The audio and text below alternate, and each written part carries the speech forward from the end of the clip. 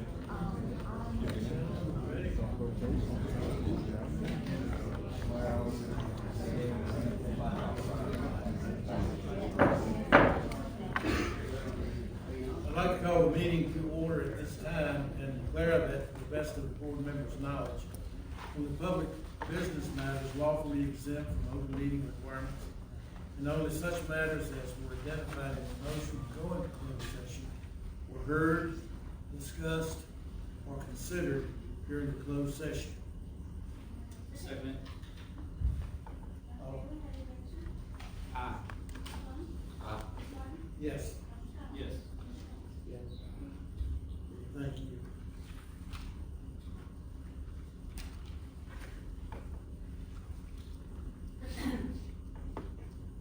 I don't know if it's anyone in here that doesn't know all the board members, but I would like to introduce them before we start the meeting. My far left is the FinCast. The Honorable Dr. Bale. And immediate to my left is Ray Sloan with the Buchanan District. My immediate right is the Honorable Dr. Max Scott Horn with the Valley District. And to the far right is the Honorable Steve Clinton with the Amsterdam District. And I'm with the Blue Ridge District. So I wanted to make sure that we got that covered. Dr. Bailey, would you like to lead us in the Pledge of Allegiance, sir? Sure.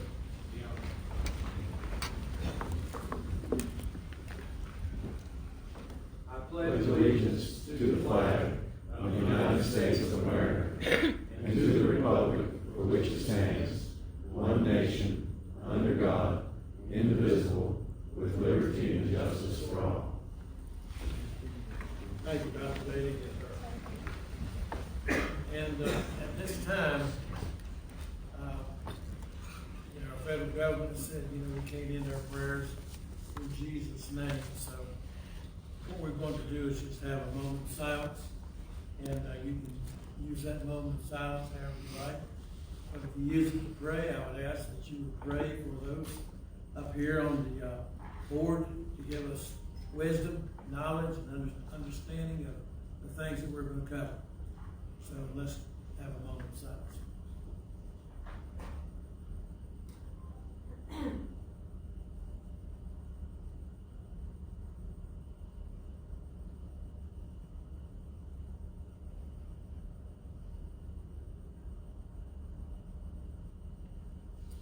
All right, thank you.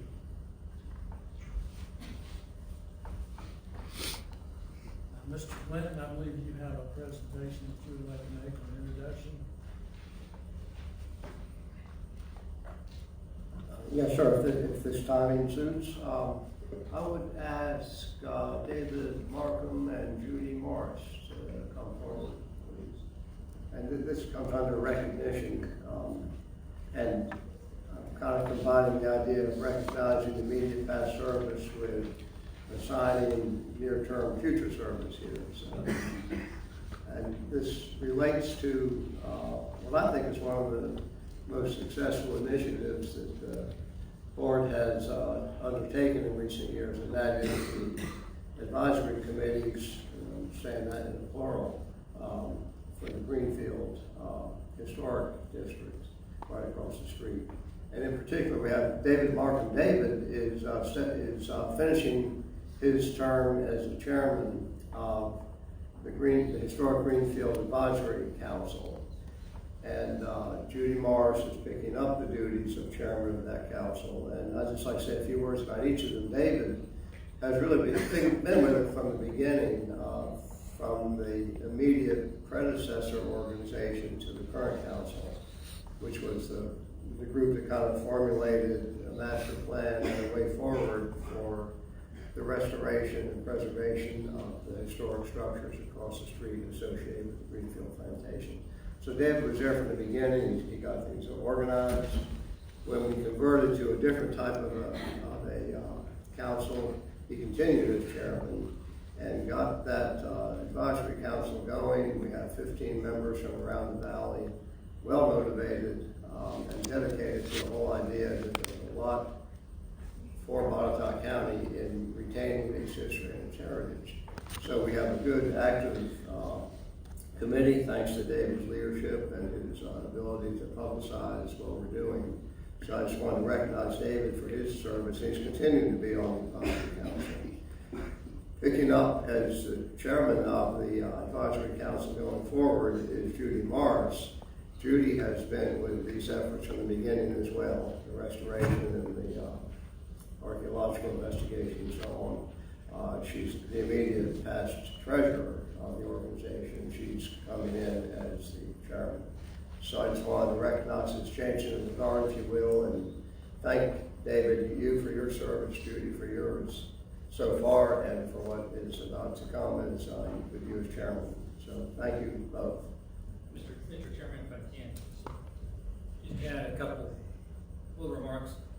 And to second what Mr. Clinton was talking about, David Markham and I have known each other for a long period of time. And I've had a great opportunity to have him be the principal and educate my children. So his leadership, his role on the educational value of what he believes very strongly in the historical site has played forward. And has played forward with each and every one of us on the board, contacting us on a regular basis, having meetings, and fulfilling the needs necessary for Botetourt County. I can't say thank you enough. From the past, all the way from my children, because sometimes you need a community to raise your own child, and thank you for being that community at times, as well as what you've done for the historical center. So thank you for all your hard work. Judy, and I know this role and big feat to fill, but thank you very much for taking this and moving on. Thank you. David, I'd also like to thank you for your service, what you have done. Judy, as you take on this new responsibility, you're going to be busy, I've got a feeling. Yes. Would either one of you like to say something? You don't have to, but I thought maybe if you'd like to, you're welcome to. Well, as acting chair this year, I want to thank David for all the groundwork that he did for the past year. He put the advisory council on a really good footing for the future. And so I'm hopeful that over the next year and beyond, that we will make some progress, significant progress, and we'll begin to see those buildings restored on campus. Thank you. I guess I'll just say 20 years of my relationship with Botetourt County in some capacity or another, and I've enjoyed every minute of it. More than happy to be here in front of you today, and I can honestly say I've enjoyed every minute of it. So Thank you, sir. Thank both of you. And, you know, it's true, Botetourt County is a beautiful county, good place to live. Thank you. This time I'll call, Chief Jason Ferguson to come forward. I think he has some presentations that he would like to make.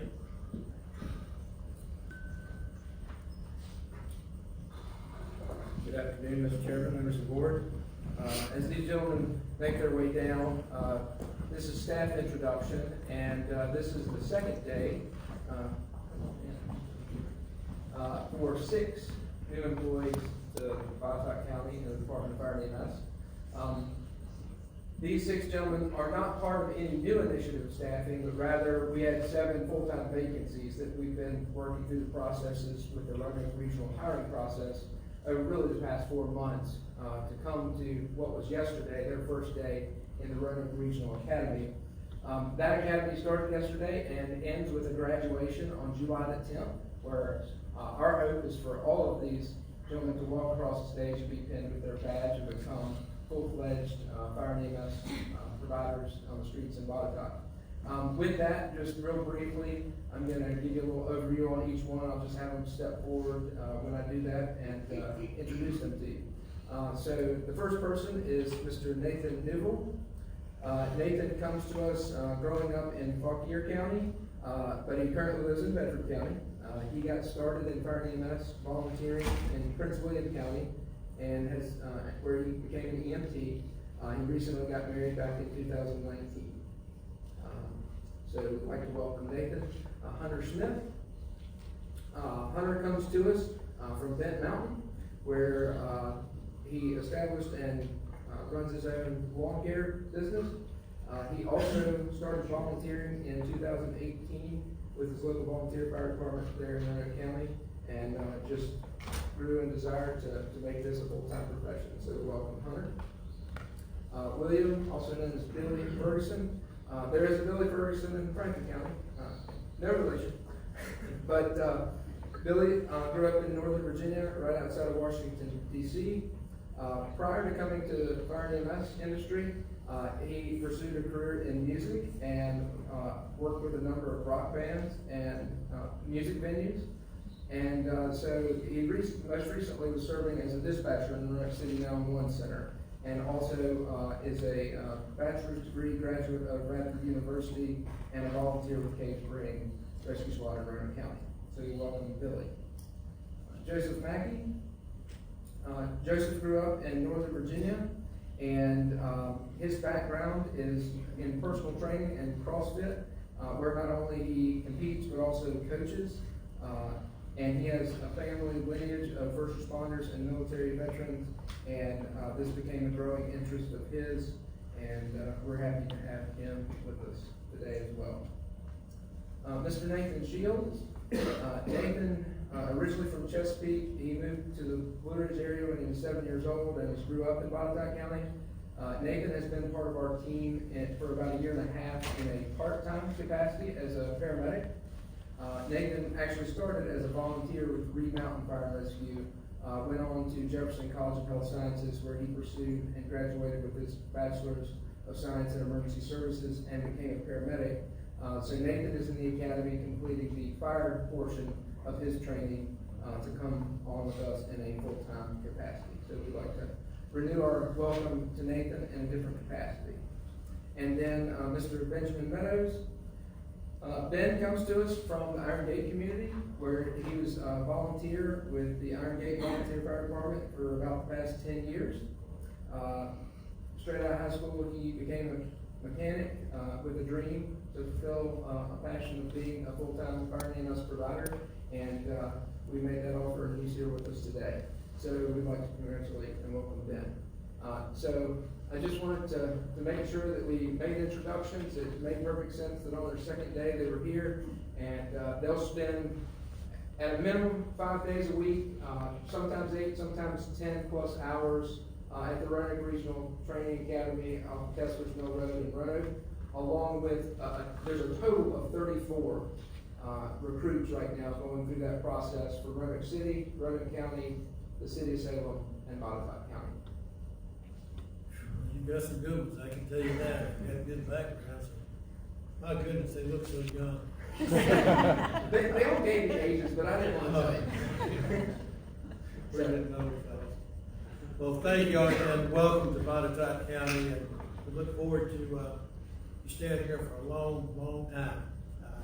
You know, being a firefighter is not easy, and it's dangerous, you know, it's like I said before, I can't understand when everybody else is running out of a burning house, you guys are running in, so you know what you're doing and you're trained for it, and my hat's off to you. Thank you again. Once again, welcome to Botetourt County.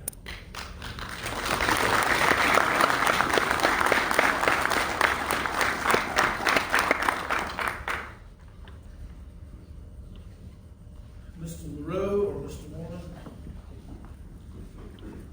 Recognition of employee certifications.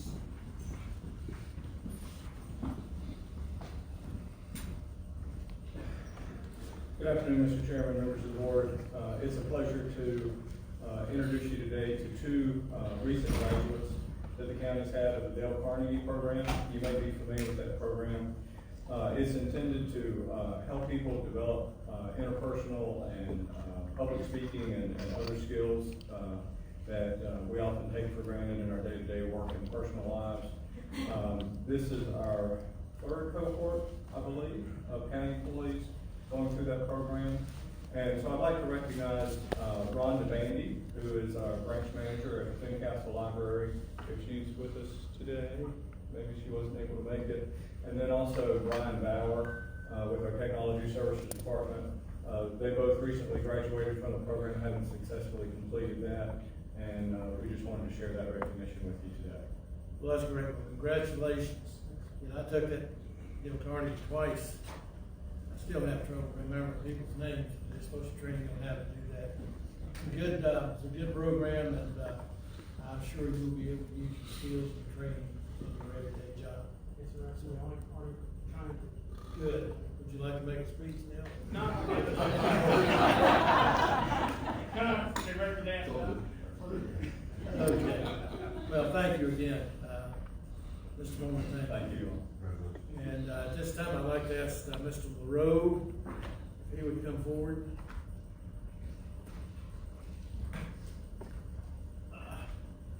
At our sesquicentennial kickoff at Lord Botetourt, Congressman Ben Klein has a letter here from the House of Representatives concerning this, and he presented this to me on behalf of Botetourt County. I would like to give that to you, and I'm sure you'll find a good place where we can hang it and people can see that. We will certainly find an appropriate place for that. And also thank the Sester Sisters for the organizing of that. They did a great job. The Sester Sisters here. One. You guys did a great job. All right. At this time, I would like to ask Mr. Paul Fitzgerald to come forward.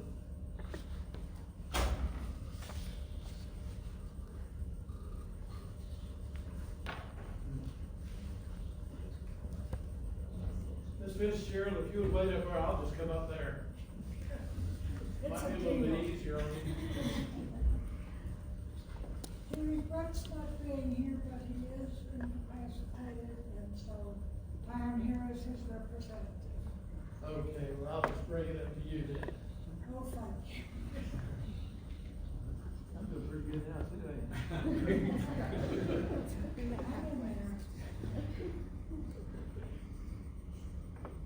All right, this is the proclamation, and I would like to go ahead and read it out loud.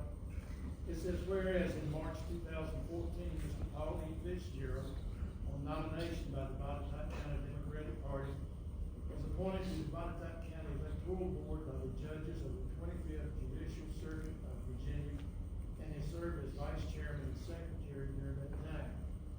And whereas during Mr. Fitzgerald's tenure on the electoral board, the county consolidated 17 voting precincts into 11 to provide more cost-effective elections, and provided assistance to the other members of the electoral board in the position to be one of the first localities in Virginia to purchase newly certified optical scan voting equipment in order to ensure a more secure election process. And whereas Mr. Fitzgerald has chosen not to seek reappointment to the electoral board after 6 years of service. Whereas, as a longtime resident and active member of the Botetourt County community, Mr. Fitzgerald has enhanced the quality of life for citizens through his many efforts. And now, therefore, be it resolved that the Board of Supervisors of Botetourt County, Virginia, on behalf of the electoral board, the director of elections and general registrar, and all citizens of Botetourt County, does hereby extend sincere appreciation to Mr. Paul Fitzgerald for his service to the county as a member of the Botetourt County Electoral Board from 2014 until 2020. It's signed from the chairman of the board. Thank you. Would you like to say anything on his behalf? I think he has spoken well enough for himself over the years. Thank you.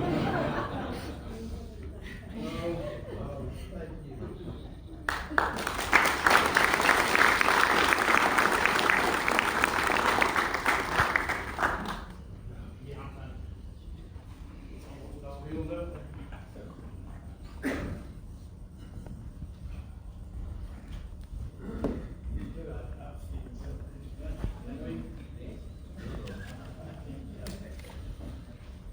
Thanks to my friends on the road.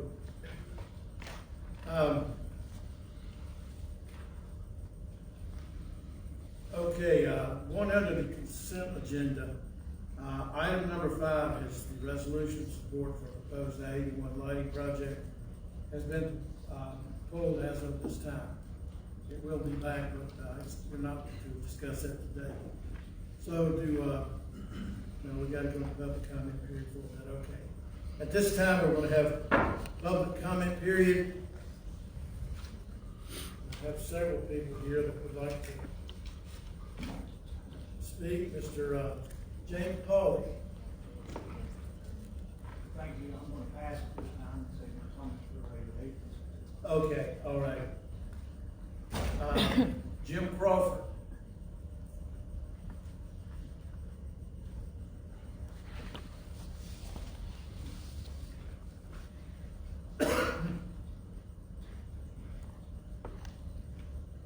Mr. Chairman. Good morning, sir. If you could just give us your name and your address. Yes, Jim Crawford, 822 13th Street, Southwest Reading, Virginia.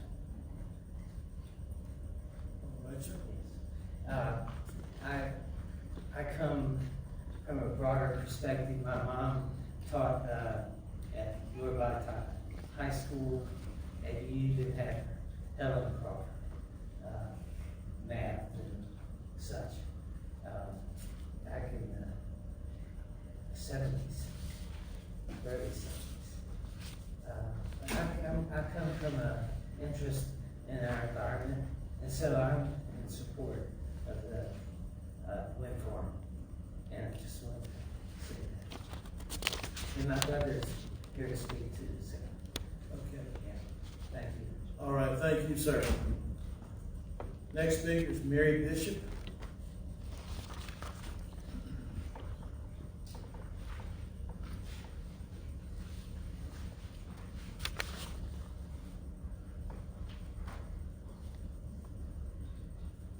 Greetings, Mr. Chairman and the board and county staff. My name is Mary Bishop. I live at 2311 Kipling Street, Southwest in Roanoke. I'm a member of the Sierra Club, and I want to applaud you for working with Apex Clean Energy toward installing Virginia's first industrial-scale wind farm right here in Botetourt County. The rest of the country and much of the world is far ahead of Virginia on renewable energy. Rocky Forge will make state history, and it will push us all closer to a clean energy future. Thank you all for your hard work on this important project, and I hope the permit review goes smoothly. Thank you. Thank you, and appreciate your speaking out on that. Next person, Charlie Johnson.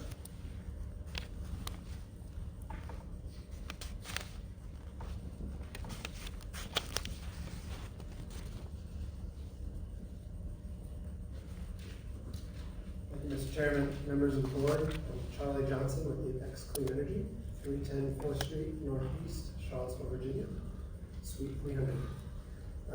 My request today is also in regards to the Rocky Forge Wind Project.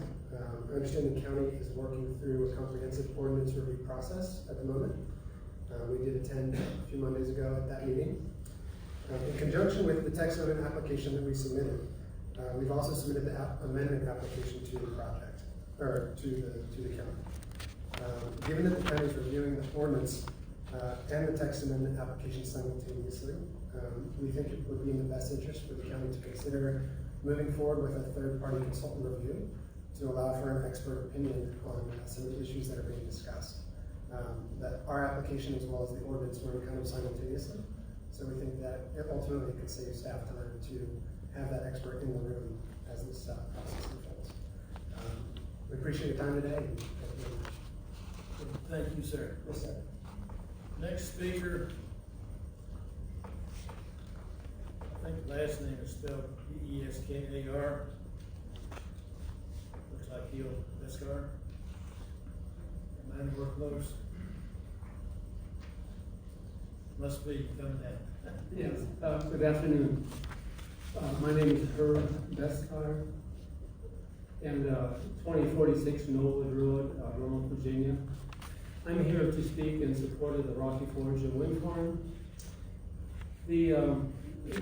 Without going into all the gruesome statistics that we've been hearing, one way of looking at it is that, gauging where we are, climate scientists around the world say that to have a sustainable planet in terms of life forms, we cannot go over the number of 350 parts per million of carbon dioxide in our atmosphere. Meaning that when it goes over that, the sustainability of our planet literally declines. And currently we're over 400, about 415 parts per million, with no indication that we are leveling off. It's a steady increase, and we see that reflected in our temperatures, climate, exceptional climate experiences around the world.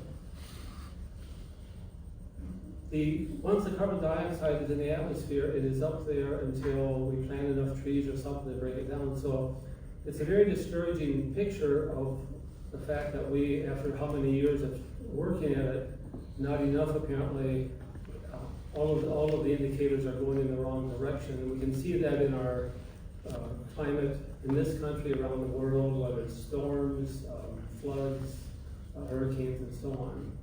So I would encourage the Board of Supervisors to support the Rocky Forge Wind Farm, the first commercial wind farm in Virginia. And it's interesting, in other parts of the country, South Dakota gets almost a third of their energy from wind now. So we're way behind many parts of the country as far as this. So I would encourage you to go ahead and to support this. And I'm here primarily because I have 7 great-grandchildren, and I really worry about the world that we're going to give to them. And we need to start now to change from a fossil fuel-based energy source to renewables. So I thank you for your consideration. Thank you, sir. Mr. Chairman, can I Yes. ask a question? Sir, hold on just a second. Wait 1 second, hold on. You were talking about the carbon footprint that we're laying down presently. The research stats that you have right now, where did you get those from? Just from my reading and so on, I just finished reading a book by Bill McKibben, who is the founder of 350. It's an international climate support advocacy group. And the name of the book is Failure, and it's full of stats and statistics, and that the general direction is that we are failing right now to address those issues. Yeah, I just didn't know where they got the information from, like research from 350 to 400 something present parts. Yeah, 350 is the name of his organization, meaning that is generally considered by scientists to be the point that we go beyond that which we are already. We cannot sustain life as we know it on this planet. Okay. Thank you. Thank you, sir.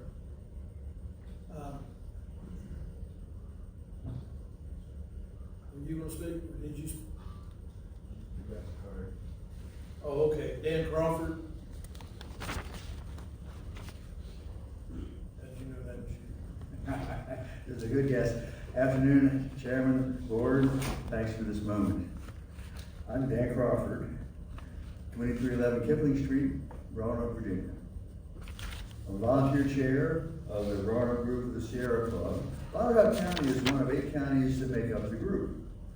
The National Club leadership huddled up in the early 70s and agreed that if we don't reverse the global warming trend by transitioning away from fossil fuels, nothing else will matter. A half a century later, it's frightfully obvious that they were right on. Now, the most productive renewable energy source is wind by a significant margin. Virginia is one of only 9 states with no utility scale wind. Go to any neighboring state and you'll find wind power. Heck, West Virginia, coal country, has 6 wind farms. The nearest being about 35 miles away. Now let's be clear, climate change is the main reason I'm here representing the Sierra Club, but there are many other reasons to support wind power, and others will share some of those details. I have tremendous respect and appreciation for Apex Clean Energy. They are national in scope, developing wind and solar outside as well as within Virginia. Yet they put their resources at risk, facing the added challenges, headaches, and delays that come with being first.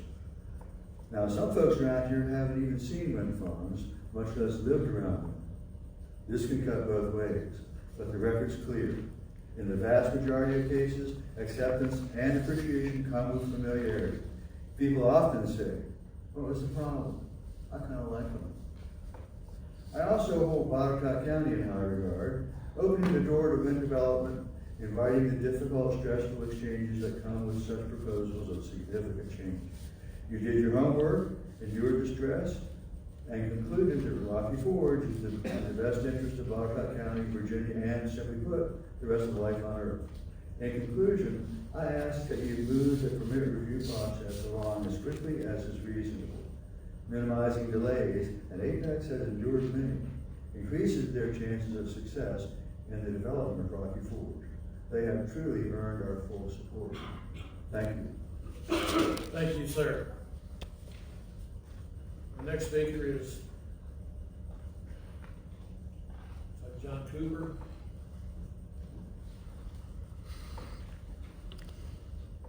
And Jonathan Miles will be after him.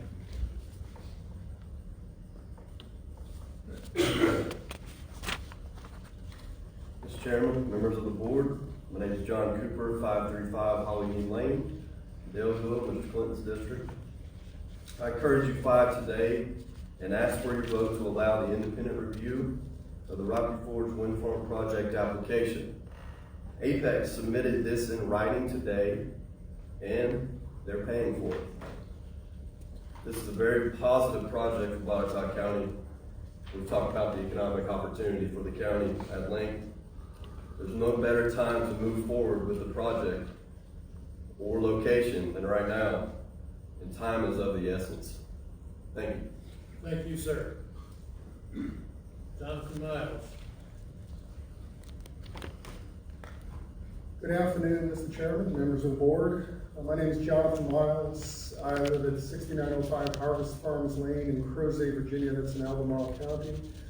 I'm a professor in the School of Integrated Sciences at James Madison University, where I also direct the Center for the Advancement of Sustainable Energy. I had the pleasure of attending this meeting in December, and since that time, the opportunity to review some of the submissions that you all have received and are in the public domain, some recommended language from Apex, from the group known as Citizens for Responsible Energy Development, also the many documents that have been submitted by the same group that describe the myriad issues and challenges that come along with wind energy development. I've also interacted with colleagues at the Southeastern Wind Coalition based in North Carolina. That's a regional organization started and sponsored by the Department of Energy to support deployment of wind energy in the Southeast region and with the American Wind Energy Association. They've offered to review language and support your efforts. They've offered to help facilitate the planning of a tour to wind farms in West Virginia and/or Maryland and/or Pennsylvania. Give you the opportunity to weigh in where you might like to visit to find sites that would be comparable. And they also identify this particular project at the cutting edge. I taught my weekly class Monday nights. These are students involved in our entry to the Collegiate Wind Competition in Denver this year. And I happen to be going through the market report issued by Lawrence Berkeley National Labs for 2018. We've looked at the U.S. map, looked at all the states, who's deployed how much over many years, and of course the southeastern part of the country is still fairly bare. A little bit of deployment in Tennessee, a little bit more in North Carolina, but Kentucky, Virginia, and all the states down from there are fairly empty in terms of deployment. This particular project is recognized as novel. It would be the first project to use the most current technologies available and accessible to the industry.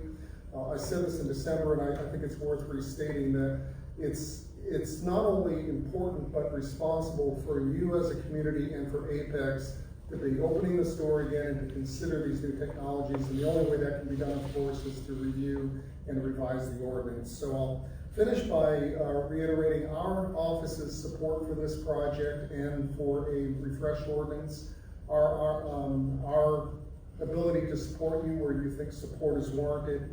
And finally, I do recommend that you consider bringing on a third-party consultant to assist with this. There's a lot of material, a lot more than I or all of you and probably Apex can digest, and I think those are the folks who can make sense of all the input that you're receiving. Thank you for your time. Thank you, Mr. Miles. Our next speaker is Teddy Wolford. Teddy Wolford. I'm not sure if it's the right time. It's about the Greenfield building. Is this the right one? It's right. Okay. Dr. Tim, good to have you with us. I'm one of them coal miners. There you go. Talk about. But anyway, my name is Teddy Wolford. I live over down in the hills, straight across from where they want to put in these. They say 1,500 apartments and houses, and they don't know exactly how many it'll be, but the same property here, back, you was involved, and I think Ms. Clinton, you was involved in the last time when they tried to pass it with 59 houses. And they want to build a flood zone, and I'm pretty sure that you want to told them to go back and get them out of flood zone, and came back and said, that's the best thing they can do, and you told them to go on, you want to pass it up. And they just now come back around to it, and they want to put in 1,500 now, and add more to it later. So how are we going to get that many automobiles out on a 2-lane road?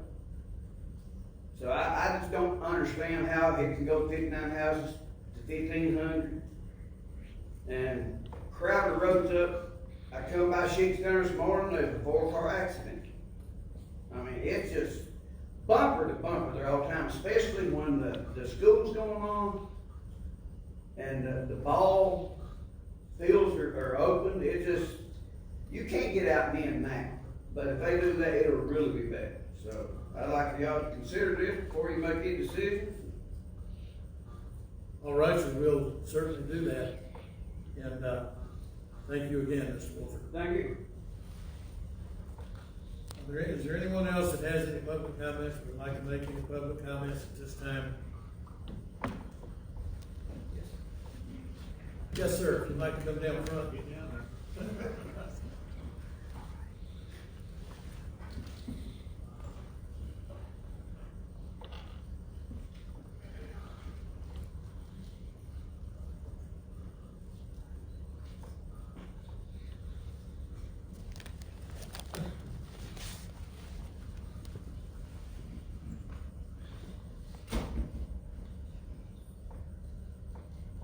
Buck stopped here, so I'm just working here. My name is Gary McFarland. I live at 203 McFarland Road, Roanoke, Virginia, which is in Botetourt County. I've been there almost 72 years, my whole life. And since that time, there's been a motel next to our property, that joins my property, the Highlands Motel.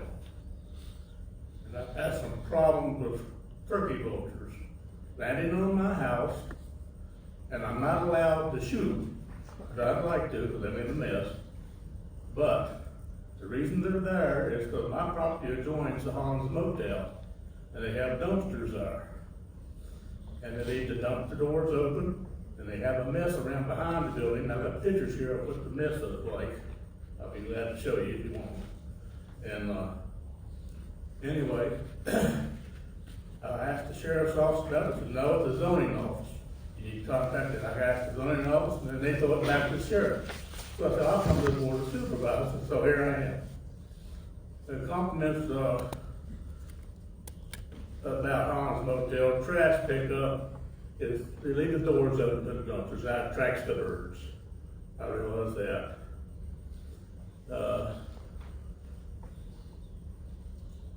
The dumpster doors are always left open, and I got pictures of the doors. And there's mattresses, because there's gotta get rid of the mattresses, because there's bed bugs in the motel. So I don't know if the health department has anything to do with it or not. In the sheriff's department's there at the motel at least once a week, and usually 2 cars involved because of drugs and other problems. What's the name of that motel? Holland's Motel. Holland's Motel, okay. There's usually 2 sheriff's cars involved all the time when they come. And so, it's getting to be a problem. I'm thinking the county needs to do something about it if possible. Thank you. Yes, sir, could I think he has a question. Okay. I need to get you to fill out a form over here. Okay. Can you, sorry about that. Can you hand over those pictures just so we can see those pictures from the board members? Mr. Chairman, I did ask Mr. McFarland come forward because there's a present nuisance law, or I think we're trying to work on one, from the setting of bringing in other individuals, maybe it be drugs or things like that. If there is something that we can do, I'm gonna ask our county attorney, if we can't look further into that, and is there anything we can do to try to get this corrected and hold liable for these type of things, but also drug interactions is difficult, but I know that the sheriff's office is over there collecting. Yeah, Mr. Scott, Doctor, the honorable Doctor. That's it. The very short answer is that yes, we can take a look into that. I can tell you that the turkey vulture situation is a new one on me. The generalized situation with Holland's Motel is one that is known to the Sheriff's Department, Commonwealth's attorney, and one that we have discussed. There are limited tools, and I certainly don't want to discuss them in detail in public, but it's not it's already on the radar screen. As soon as you started talking about it, we really started talking. Thank you. And I know that there's a gentleman from the Sheriff's Department here who's smiling in the back. We hear you. Thank you. Thank you. Just if we could take a look at those photos, it'd be fantastic. I've got another situation I need to give to our code enforcement officer. If you can have him contact me. Okay, anyone else? Okay, if not, then we will go to our next agenda item, which is consent agenda. We did pull out that resolution of support for proposed I-81 lighting project at this time. Do I hear a motion to approve the consent agenda? About that item number 5. Okay, we have a motion second. All in favor? Say aye. Okay, all opposed? Any motion carried? What's the problem with that? Oh, I know. Okay, at this time, I would ask Mr. Zarella if he would come forward and,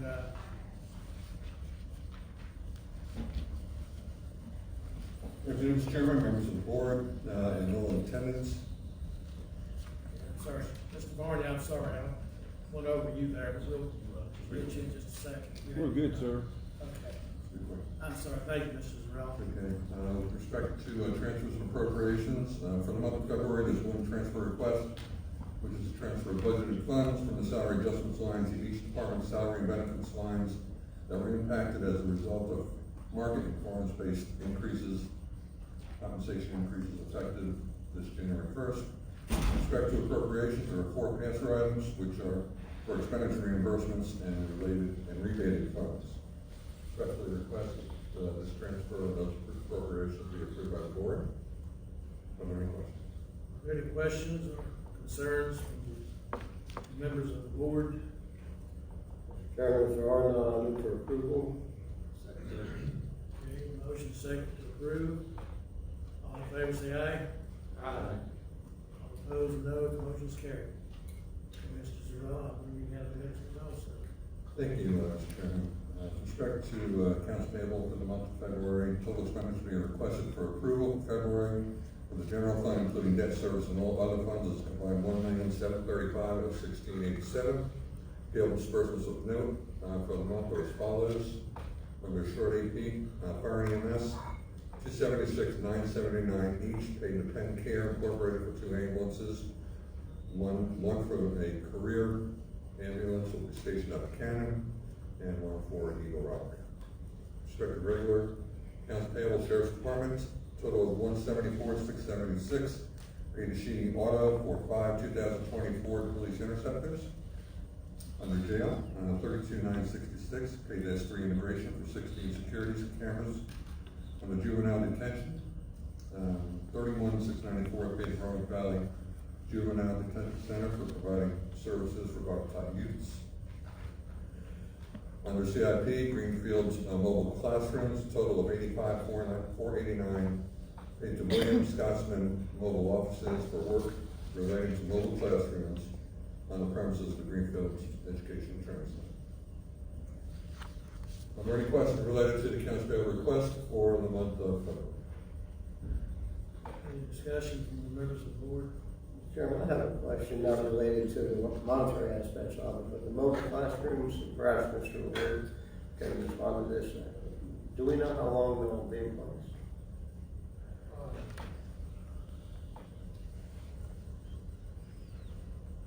Excuse me, Mr. Clinton. Basically, those would end up being in place for the use by the community college until other provisions were made for the classes to actually take place here at Greenfield. And so the community college would like to actually explore the opportunity to expand some of the space here. And until that is taking place. So you're talking about extended amount of time, but not massive amount of time.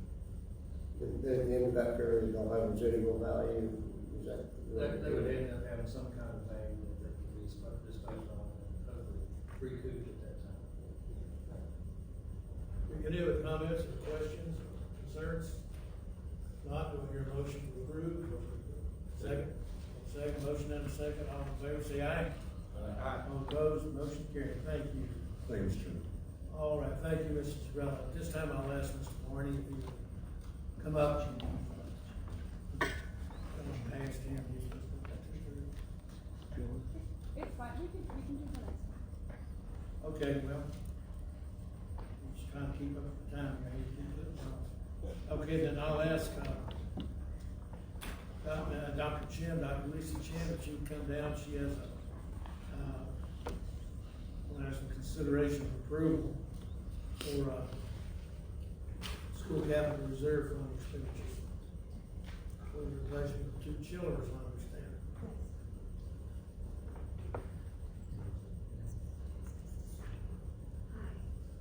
Good afternoon. Good afternoon. So at this point in time, I just want to ask permission, a consideration of approval of the school capital reserve fund expenditures for the replacement of 2 chillers at Green Mountain Middle School for $236,816. One of the chillers is 130 tons, the other chiller is 120 tons, and these need to be replaced because there are unrepairable leaks and issues to them. They have a life expectancy of 20 years already, and they are using the R22 type refrigerant, which is no longer produced. Any questions from members of the board? I guess I can't resist asking, the agency through which we're working, which, purchasing network, have we used that before? It meets all Yeah, I'm just curious if we've used that before, that cooperative purchasing.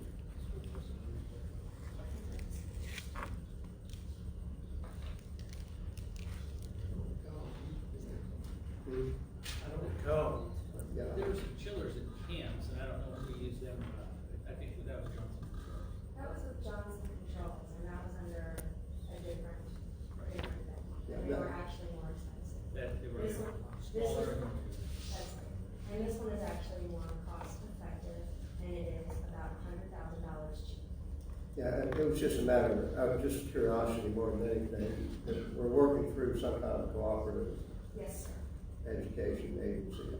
Yes, sir. And is Dayton the general contractor? It is. I mean, they're, It's this one. It's using the part, because they're one of the largest. yeah, okay, I mean, that's for you all to figure out, I guess. I just didn't understand the process, or there are a lot of exclusions in my Dayton, what's contained in our package from Dayton. I just wondered who was gonna do that in the building, if the building requires modifications or anything. It's just something to look at. I'm not holding up progress here. No, modifications is not what I know of. I think we just need the chillers to be replaced. Okay. And we'll contract with Dakin on a purchase order, then, I guess. Okay. Okay, any other questions or concerns on that? If not, sir? I was just gonna say, it certainly sounds like the equipment that's over there is past its life expectancy, it's not functional basically at this point. That's right, and a 30-gallon, refrigerant costs about $300 Right. or more, and so you can no longer replace it, so this is the best cost-effective means to do so, and it will be done through our school reserve funds. I'm just asking your permission, please, to move forward. Okay, do I hear a motion? Motion approved. Second. Motion and a second to approve, all in favor, say aye. Aye. It's very nice to see you, gentlemen. Thank you. Nice to see you, you have a good day. All right, Mr. Marty, Sir, we'll get you up here. absolutely. Our privilege and pleasure, sir. Grow or no grow, right? Oh, yeah.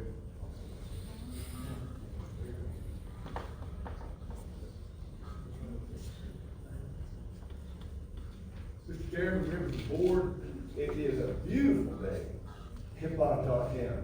Just a lovely day, couldn't ask for more. Ms. Smith will deliver the report, but before we get to that, I'd like to again to remind the board, we probably need to set up a work session for our secondary 6-year plan, either the end of next month or the 1st of April. The goal will be to get through that process by the end of June. So consideration for that will be given at some time. I certainly do appreciate it. I'm here for the remainder as well, but Ashley's going to give the details of the report. We're riding up the road, and I was asking her a couple of questions and figured out quickly she knew a lot more of the detail than I did. And I said, you know what?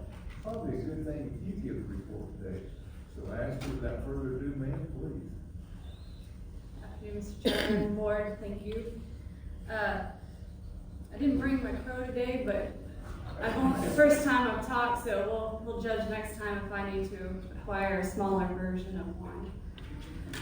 Update on the 220 project up in the Gala and Iron Gate area. The biggest update this month is that we had a detour that started last week for the Locust Bottom culvert replacement. There'll also be a 24-hour flagging operation in place for approximately a week or two.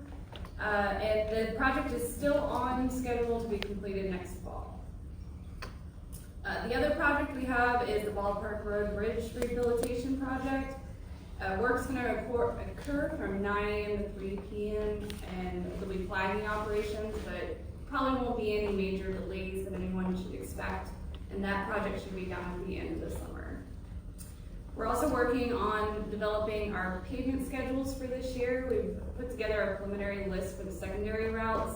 Our district office is working on putting together which routes for the primaries will be done this year. We haven't solidified anything, but we've gotten a good list going so far. Right, part of the issue is funding, how the funding goes. We haven't received the dollar amount that they're going to allow us to use. That's one of the reasons we're in the way. We've also reviewed several land development projects this month. Fieldstone probably being the largest one. We've been working with the county and the developer to solidify some of the revisions that needed to be done to that project. several of the ones on the list you've seen before. We also have issued a couple of permits for utilities and private entrances along with a special event in the Troutville area. Our Zimmerman Road project is on schedule and looking to be complete this spring. Most of the work has been done. We're going to be just waiting on resurfacing the road. And I would encourage you, if you haven't seen it, please go take a It's look. a very nice improvement from what it was. Where's that? On Zimmerman Road. In the Blue Ridge area. Oh, yes. That's mine, yeah, they finished it. Yes. Go take a look, it's a world of difference. We actually found at the end of last week a little slip area that was a block face, so we're trying to clean that up, hopefully we'll get that done today. But after that, we seeded, the gravel was down until the final paving can be done later, so we're out of it.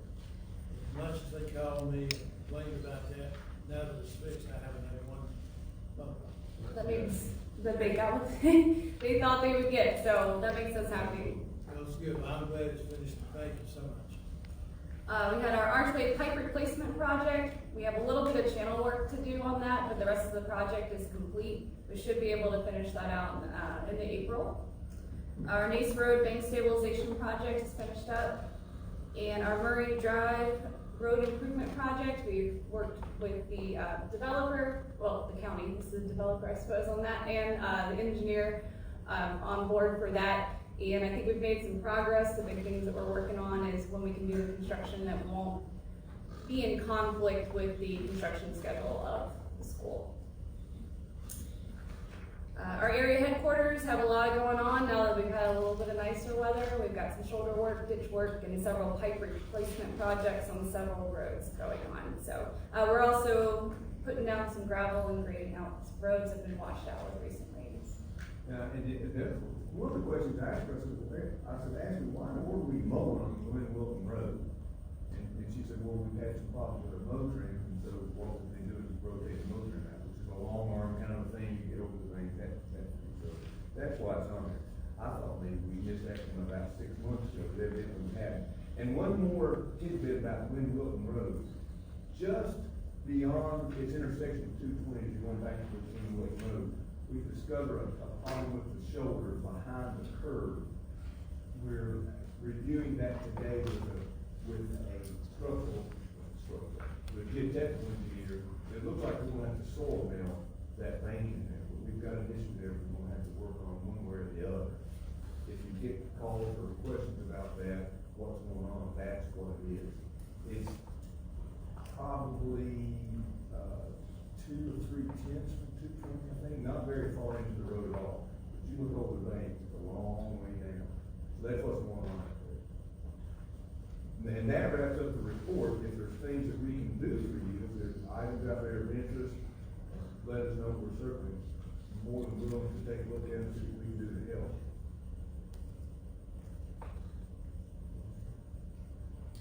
I would just say thank you for your work and so forth on Botetourt Road, that bridge, that solution there. The work during the day sure helped some people out there. So, Fantastic. Yes, thank sir. you.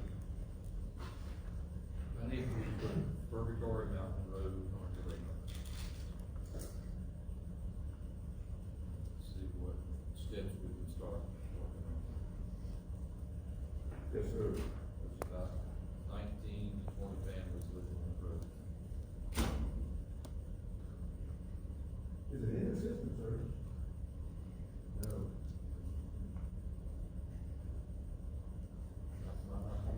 Yes, sir. That's your job. Oh, yes, sir. This you like to talk. Let's talk. Maybe it's Exxon's job. It will be soon. What are we doing on Gordon Run Road? You just got zero. Well, they've got all kinds of equipment over there working. Over 60, got going into one lane. I think that's the name of it. We. Oh, no. Is that, right, it's Welch's Run. Oh, Welch's Run. Yeah, the gas company is installing, the gas line up the road, yes. Yes, that's the gas line from school. Okay. Right, and that was what we had asked them to do was to go up 460, get to Langtown Road and go across. And they had to take me out in the field and talked to me and convinced me that they couldn't do that before we would allow them to do what they're doing now. But after some cajoling and a lot of digging, I did acquiesce and said, you're right, it probably is a better route to go across the front, even though that's a little more problematic for those folks there. When does the patchwork start? They should be working on some of that, coming up here shortly as the weather's gotten nicer. They're gonna finish up prepping for this year's paving schedules.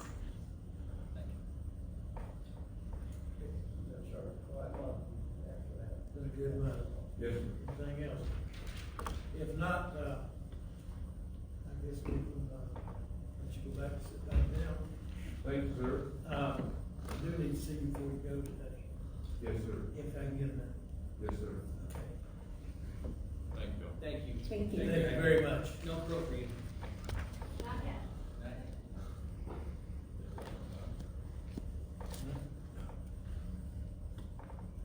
Okay, the next, agenda item number 11, consideration of approval of fire and EMS capital reserve fund expenditure to rebuild a brush truck chassis.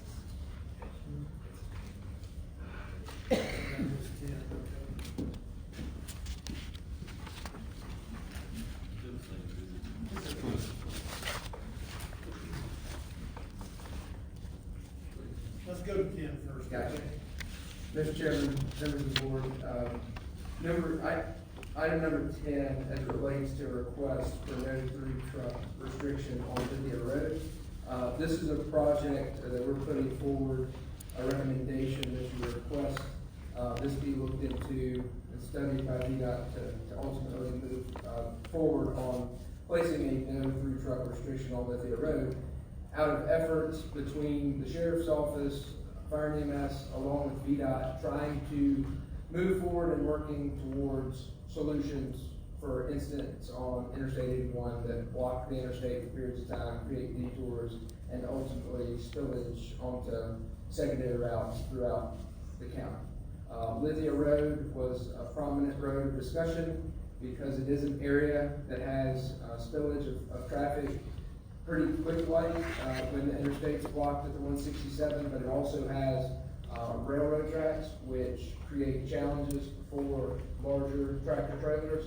And of late, I believe the incident in late October did actually have a tractor trailer that got hung up on the tracks, which created a secondary issue that involved law enforcement having to be out there directing traffic.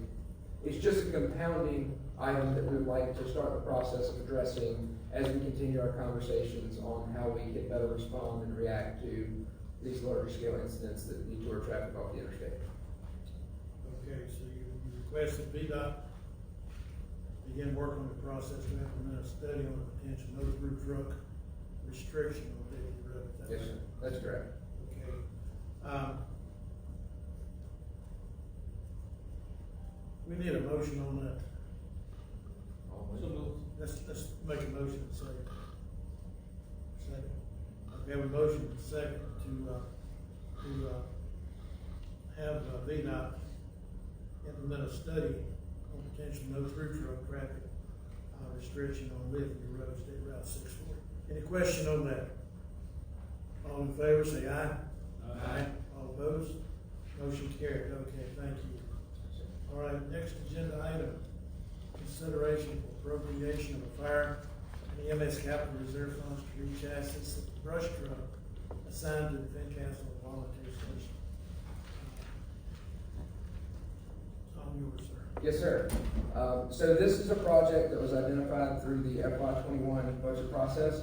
In speaking with Fincastle's volunteer chief, Chief Dustin Ware, the request for some consideration for preventative maintenance funds for spring work to that 2009 pickup truck, brush truck, was identified. In conversations about why that would be necessary, the issue came up of potentially that the vehicle was overweight. After researching that and having a certified weight taken on the vehicle is in excess of 2,000 pounds overweight with the water and equipment that is on the truck. When you take everything off of the truck, it's within 700 pounds of gross vehicle weight rating. So in essence, the vehicle has most likely been overweight since the day it was placed in service. Unfortunately, neither Chief Ware nor myself were part of the decision-making process at that time. To get to this point, we're just trying to make the best of the situation we've identified. We did take the truck out of service immediately so that it was no longer, a liability because it was over the manufacturer's recommended weight rating. And we recently went through the process with Glenn Wilton on a similar matter from long ago, and ultimately were able to achieve a new brush truck there. What we're proposing is to ask the board to authorize $45,000 from what is currently sitting in the Fire and EMS Capital Reserve Fund, which you recently approved back in, I believe, December, to put towards this project, knowing that it is a $55,000 turnkey project. We would still be using the existing skid unit, which contains the water and hose and stuff off of the existing brush truck chassis. But we are asking that Fincastle Volunteer Fire Department, through access to their town Department of Fire Programs grant funding, come up with the other $10,000. Noting that since this proposal has been submitted, Fincastle did have a meeting. Initially, they declined to put forward that $10,000.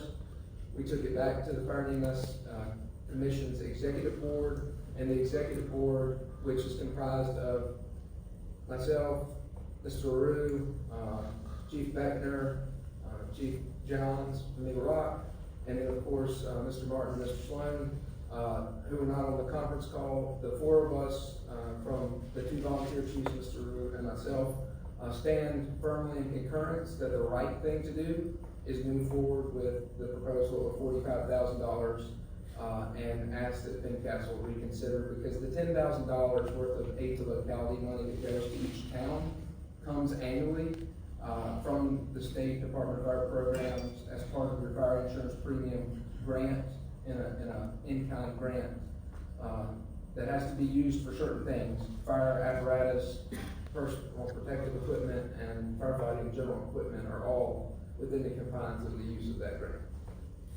What happens if we don't use, if in a given year the locality doesn't use it, they lose it? If you don't use it, you don't get the next year's until you do use it. And a great example that came up through this process, the ladder truck, the used ladder truck that's at Troutville, the Troutville Volunteer Fire Department banked 2 years, so $20,000 worth of the town DFP funds to put towards actually purchasing that truck. That was part of the rationale for this is the right thing and the fair thing to do. I've had that conversation with Chief Ware. He's just waiting for some of his membership to weigh in on how best to complete their piece of the project. Any other questions, concerns? So this was the first real-time test of the procedure for the Capital Reserve Fund, right? Yes, sir. During in the advisory committee, so. It is. So who makes the decision about the $10,000 from the town? Is it the fire department, or is it the mayor and town council? It is ultimately given to the town for the town to support local fire department operations. If the town chose to invest that and give it to the fire department through a piece of equipment, they have that ability to do so.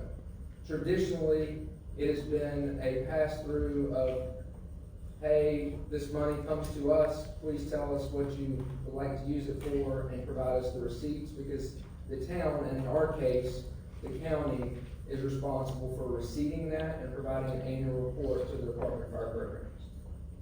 So the real answer is effectively the town. Any other questions or concerns?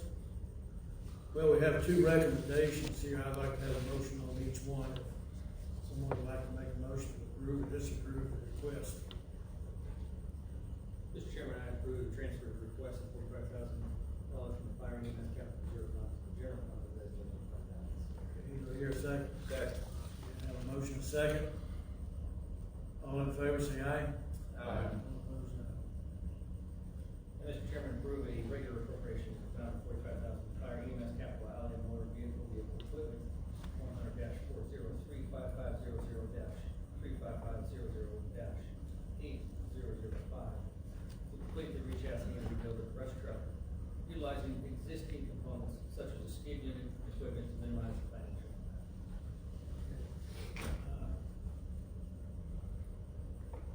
Second. Second. I was just waiting on it. Okay. All in favor, say aye. Aye.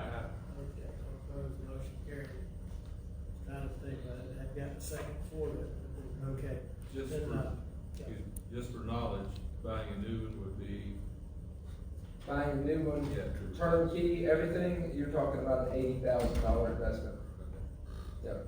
The skid unit itself, when we looked it up for the 2009, is a $25,000 skid unit. That's why there's no reason to buy new. We can use what we have. so everybody understands. Yes, sir. It is a second. We certainly appreciate you searching on other routes to fund streams. Trying our best. Okay, then item number 12. Yes, sir. So item number 12, another area of conversation during the FY21 capital planning process with the commission. This is related to an item that's been before this board through the budget process for several years, and that is the air truck status in Blue Ridge. Currently, there's a 1997 vehicle that has a mobile compressing unit that used to respond around the county to a lot of incidents to provide compressed air to the breathing bottles that firefighters wear into fires. Over the years, the process by which we do that has changed quite a bit. We used to use low pressure bottles. Now we have bottles that hold 4,500 pounds per square inch of pressure and last a lot longer. And ultimately that truck primarily replenishes the small portion of air used of the majority of the bottles. Some bottles may very well be used in their totality. Long story. However, you're a lot lighter too, aren't you? They're a lot lighter. They're no longer steel, they're carbon fiber. So the commission trudged over this on what process to go down, whether we use a trailer and pull a trailer with a compressor, or whether we go the route that we're proposing. The commission voted to go down this route that we are proposing. I feel confident that it is the right route to go down, and that is, it's a multifaceted approach. What we're proposing to do is take an existing vehicle, put a camper shell on it, and put bottle holders in the back to accommodate 20 pre-filled, ready to go, breathing air bottles, and add a compressor, a fixed mounted compressor into the system at the Troutville Training Center. Aside from house fires and other large-scale fires that we may respond to, the biggest demand for air is typically in training. So the reason for placing the fixed unit at Troutville, that's where the training center is, that's where the most demand for air is, that's not associated with an emergency response. The third piece would be the cascade systems. So each station, if it does not have a compressor, Reed Mountain, soon to be Troutville, if this is approved, and Buckhannon will be the only three stations at this point in time that would have a fixed in-house compressor. Okay, so the other stations, they have about a 6-bottle cascade system. So it's gravity fed to fill or top off a bottle at a time. We would need a device to be able to take care of the needs of those cascade bottles should they need replenishing, which they always will at some point in time. That is the mobile compressing piece that's proposed within the proposal that you have before you at $15,000. The conversion money for the truck that I spoke to, and actually we identified through the process that Eagle Rocks Fire and Rescue Station, they currently are still filling the air bottles using a 5-gallon bucket and water, which is an old technique, and honestly, they need an explosion-proof container because a 4,500 PSI bottle having a failure is not a pretty sight. So we identified all those things, wrapped up this package at a $90,000 package. We are not asking for any local funds. We typically do not bring the Department of Fire Programs allocation uses to the board for approval, but we wanted to bring this to you to make sure that you knew the intentions of the commission and the direction of travel away from the historical means of doing so, because this isn't an easy issue. You know, the commission voted to move this direction. It's not what necessarily makes every single station in the system happy, but the majority spoke that this is the direction of travel they would like to go. So we already have the existing funds from the Department of Fire Programs Aid to Locality. It's grant money. This meets the bill for that. And we were just seeking your authorization to move forward with the project as stated. question, All Mr. right. Chairman. Yes, sir. Chief, Yes, sir. just so people understand what we're doing and why. Yes. Give me an approximate number of bottles that would be used on a normal fire, construction fire that we've had. Sure. So realistically, we're putting somewhere around, by the time it's all said and done, 20 to 25 people as a rough rule of thumb that would be in air packs at any given time. And the usage level could be anywhere from using 1 to 2 bottles to not using more than a portion of a bottle. With the replenishment of the SCBAs, as far as the self-contained breathing apparatus program we just completed, for every pack, there is a bottle already in the pack on the seat on the fire truck, and there is 1 spare carried on the truck for every single pack. So that would mean for any truck, 2 bottles per 1 person, already in play. The 20 bottles that this would bring to the event would allow for those bottles to be replenished, and that truck could return to service and go home. The bottle truck would then carry the 20 partially or fully utilized bottles back to a station with a compressing unit and fill them all up for the next event. And how many of our sister departments still has a self-contained Mobile unit? mobile unit? So Roanoke County does. In conversations, Roanoke County is also exploring the process of moving away from that. And to my knowledge, Roanoke City has an old unit that they secured to assist them, but they typically use a bottle truck and have for decades. Thanks. Thank you, Mr. Chairman. Okay, any other comments or questions? We have a recommendation here to authorize the general fund regular appropriation in the amount of $90,000 to fire and EMS capital outlay, motor vehicles, equipment, 100-43550-805-000 for the purpose of completing an air bottle truck and air compressor upgrade project. The source of funds is $90,000 of existing Department of Fire programs aid to locality monies. Do I hear a motion to accept? So moved. Do I hear a second? Motion and a second to accept. All in favor say aye. Aye. And all opposed no, and the motion is carried. Thank Have you, it, sir. sir. Appreciate your time. And next agenda, we have a young lady from Roanoke Regional Partnership, Roanoke Regional Partnership. Ms. Beth Dowdy is going to give us a report, an annual report from the Regional Partnership. Welcome to Botetourt County. It's a pleasure to be here as always. Thank you so much for having me. I appreciate the opportunity to be here. I don't have like a PowerPoint or anything because I've come to the conclusion that you can either read it or listen to what I'm going to say. And I want you to listen to what I'm going to say today. So we're just going to have a conversation about things. So, you know, I come every year. I believe this is my 13th in a row when there were like 10 before that, before I took a little break in the middle. It's always interesting to see how you're going to present, you know, every year over year, but we're really able to start with some very good news. I'm going to talk a little bit about last year and then a lot about the coming year and what's ahead. So if you look at last year, I'm really pleased to be able to say that year over year, December 2018 to December 2019, we had a very robust rate of growth in jobs. So at 2% year over year growth in jobs, we had more employment growth than Northern Virginia, than Richmond, than Harrisonburg, than Lynchburg, than Blacksburg, than Hampton Roads. It was the highest rate of growth at 2% since 1998. And the total number of jobs, which was 3,300 new jobs, brings us to the highest level of employment since 2000. So you might want to say, well, how did that happen?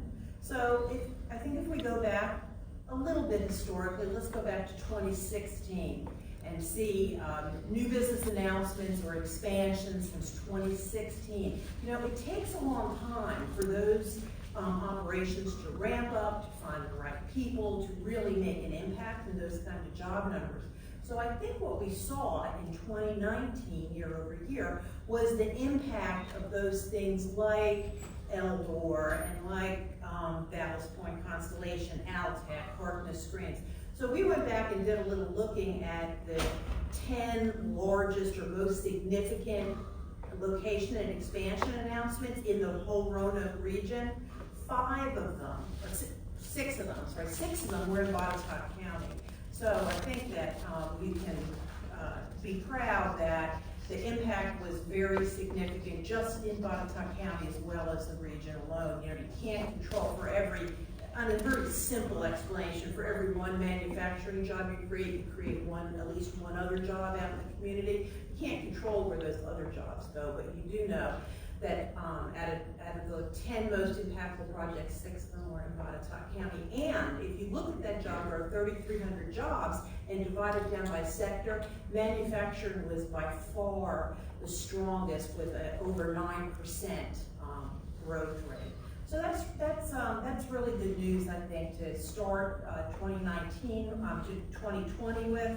And moving forward, we're continuing that momentum. There were 2 announcements, and one in Franklin and one in Roanoke County just in January. So we can continue that. I think we're going to see a little bit of a dip in kind of how much product we have available. I know it's Greenfield, as the new road is built in Greenfield, you'll have some new sites coming online. And that's pretty much the situation, I think, everywhere throughout the region. So I'm excited to be able to see new product come online in 2020. Some other things we'll work on in 2020 from a business investment standpoint is we're working with the Virginia Economic Development Partnership on a small metro IT initiative where we're trying to expand our kind of community narrative or position in the job or in business investment market beyond just manufacturing, because we have a lot of advantages that we can continue to grow other sectors as well. We're doing very well in manufacturing. And so this IT initiative is a way to kind of expand not only the story we tell, but also expand our job growth. You know, we have, as a region, have the most economically diverse economy in Virginia, and we need to take advantage of that. So we'll be working on that. We'll be working on innovation messaging, because through all sectors, whether we're talking about manufacturing, we're talking about life sciences, and everything in between, there's an innovation message that we can use to position our region for future growth. So that's how we have business investment was strong in 2019, and it's going to be, it's going to move forward aggressively in 2020. The other things that we are working on, the next one is talent. So Erin Burcham is our Director of Talent Solutions, and she's not with me today, but Pete Eshelman, our Director of Outdoor Branding, is with me. But if Erin was here, here's what she'd talk to you about. We have a lot of different programs going on trying to build and strengthen our talent pipeline. We've worked for several years now working with our colleges and universities to build that pipeline between the colleges and our businesses. And we feel that that pipeline is really is coming online. What we have to work on now is work with our businesses. So we'll have on March 25th, we'll have a day-long program called our Talent Solutions Summit that's aimed at targeting businesses to help them learn how to compete in today's talent market. We'll also work kind of on a consulting basis with businesses moving forward this year to help them put in place the pieces they need to be able to compete in the talent market. We get a lot of call for that, and so we're just trying to manage, you know, our workload and our resources to be able to meet the needs that are out there from our businesses together. We're also doing some promotion for mid-career professionals. We have this pipeline with the colleges that is starting to, you know, gain traction, and now we'll be working on some mid-career. We do some digital advertising out of market. We do in Raleigh-Durham, in Atlanta, Greensboro, Winston-Salem, Charlottesville, Charlotte, Nashville, and we're working to help to attract those mid-career professionals that will that'll fill another kind of niche in the talent market. We're also expanding our talent website, Get to Know Note Beyond. We last year started an internship program, a summer internship program, where it's the businesses' jobs to take care of their summer interns between 8 and 5. It's our job to take care of them outside of that so that we can create a stickiness and familiarity with the region so they will come back. They will be able to turn those interns into full-time and permanent employees. We had about 50 interns enrolled in that program last year, and we'll have a second year on that program. We created an online portal for businesses, including local governments, to enter their internships, and it became a way for the students to access those internship opportunities. And we're going to expand that portal in 2020 to also include full-time jobs in that portal, so that there is a place for people to look for those in the context of the Roanoke region. And then the last piece of this talent puzzle that we're putting together is a June conference. This is it's been done for several years. The Roanoke Regional Partnership took it over last year and kind of elevated it. It's for young professionals who are here or are considering locating here. We had about 225 people who attended it last year. We were able to, through the sponsorship of the business community that recognizes, and local governments that recognize the need for this kind of thing, we've been able to really elevate the programming, so we have national speakers who participate in this, and that becomes a draw for people from out of market as well as in market. So it's called Experience, and that's in June 4th and 5th, and that's on the work plan as well. Then the third bucket or area of interest is our outdoor assets and how we focus on those. Pete's been with us for 10, 11 years now, and we've really changed the community narrative to an active outdoor region. This is important because our outdoor assets affect so many other things. It affects our talent attraction. It affects our business attraction. It affects tourism. It affects our global narrative, how people talk about us. It really has a huge impact, and I think by focusing on that, we can be impactful in so many other areas. So we have several different programs that we do. Probably the oldest and most well-known is the Blue Ridge Marathon, and that again will take place this year, April, what? 18. That's why I bring them along, so you can answer those questions. April 18th. Our registrations are about 16% ahead of last year. This is an opportunity. It's not about the race, it's about exposing people to our message, to our community. And we do have a significant number of people who come from outside the region to run in that race. And it took us about 6 years to get to $2.5 million of cumulative economic impact, but then it only took us 4 years to double that. So we see exponential growth in the economic impact, and we measure that economic impact because these dollars stay here in our community and they're important. The registration fees stay here, the management stays here. So we can really have a good economic impact, on our region. It also enables us to create relationships in the outdoor industry. So those relationships can turn into companies that want operations here. We just had someone here 2 weeks ago that was exactly that situation of looking for a location that we met through one of the events that we do. But also Pete's connections throughout the industry help us make a lot of referrals to VBR for meetings, professional meetings. So for example, Orbis is going to have their guide rendezvous here in March, and we worked with them and brought VBR in to help make this a big event, a national event. And then also we have other things like the professional trail builders are going to be here for a meeting. And it's a great kind of synergy where we have these connections and can work together with other agencies and organizations to help create even greater economic impact. So that, you know, the outdoors, it's really a sophisticated premise that we can take the outdoors and leverage them as an economic asset for the entire region. And even in ways that we do crowdfunding, so a new entry point in Gala was, we helped fund that. I think that was just completed. And there's so many ways we can leverage the outdoors to make significant economic impact regional-wide, in Botetourt County, and in Gala. So I'm pleased that even after 12 or 13 years that I can still be excited about the work that we're doing.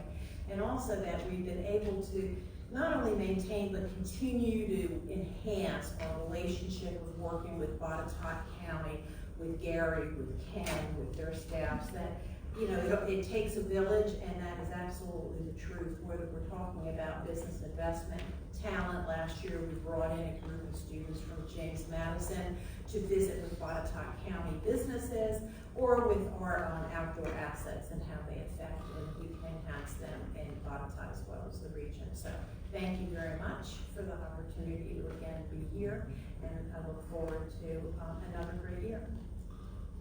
Thank you, Beth. Is there any member of the board that has any questions or Bailey? Yeah, Beth, certainly want to thank you for all you do. You know, your all work very important to the region, and particularly Botetourt County. I think it's a very synergistic relationship that we have, and it seems that everybody seems to work together. And I want to point out, and I think it's important to note again that, and I believe I understood this, 6 out of 10 of the most economic impactful announcements that you consider worth noting were in Botetourt County. So yes, I'd like to thank, you know, our staff, you know, everybody involved, board of supervisors, for making that. That doesn't just happen out of luck. That happens out of paying attention and hard work. And the other thing I'd like to do is now is did you say now the inventory for site work is low now? Yes. Well, so what I would say to your first point about the projects in Botetourt County, it's because you were ready. It's because you had greenfield and you had real estate. You know, in its simplest sense, economic development depends on the real estate.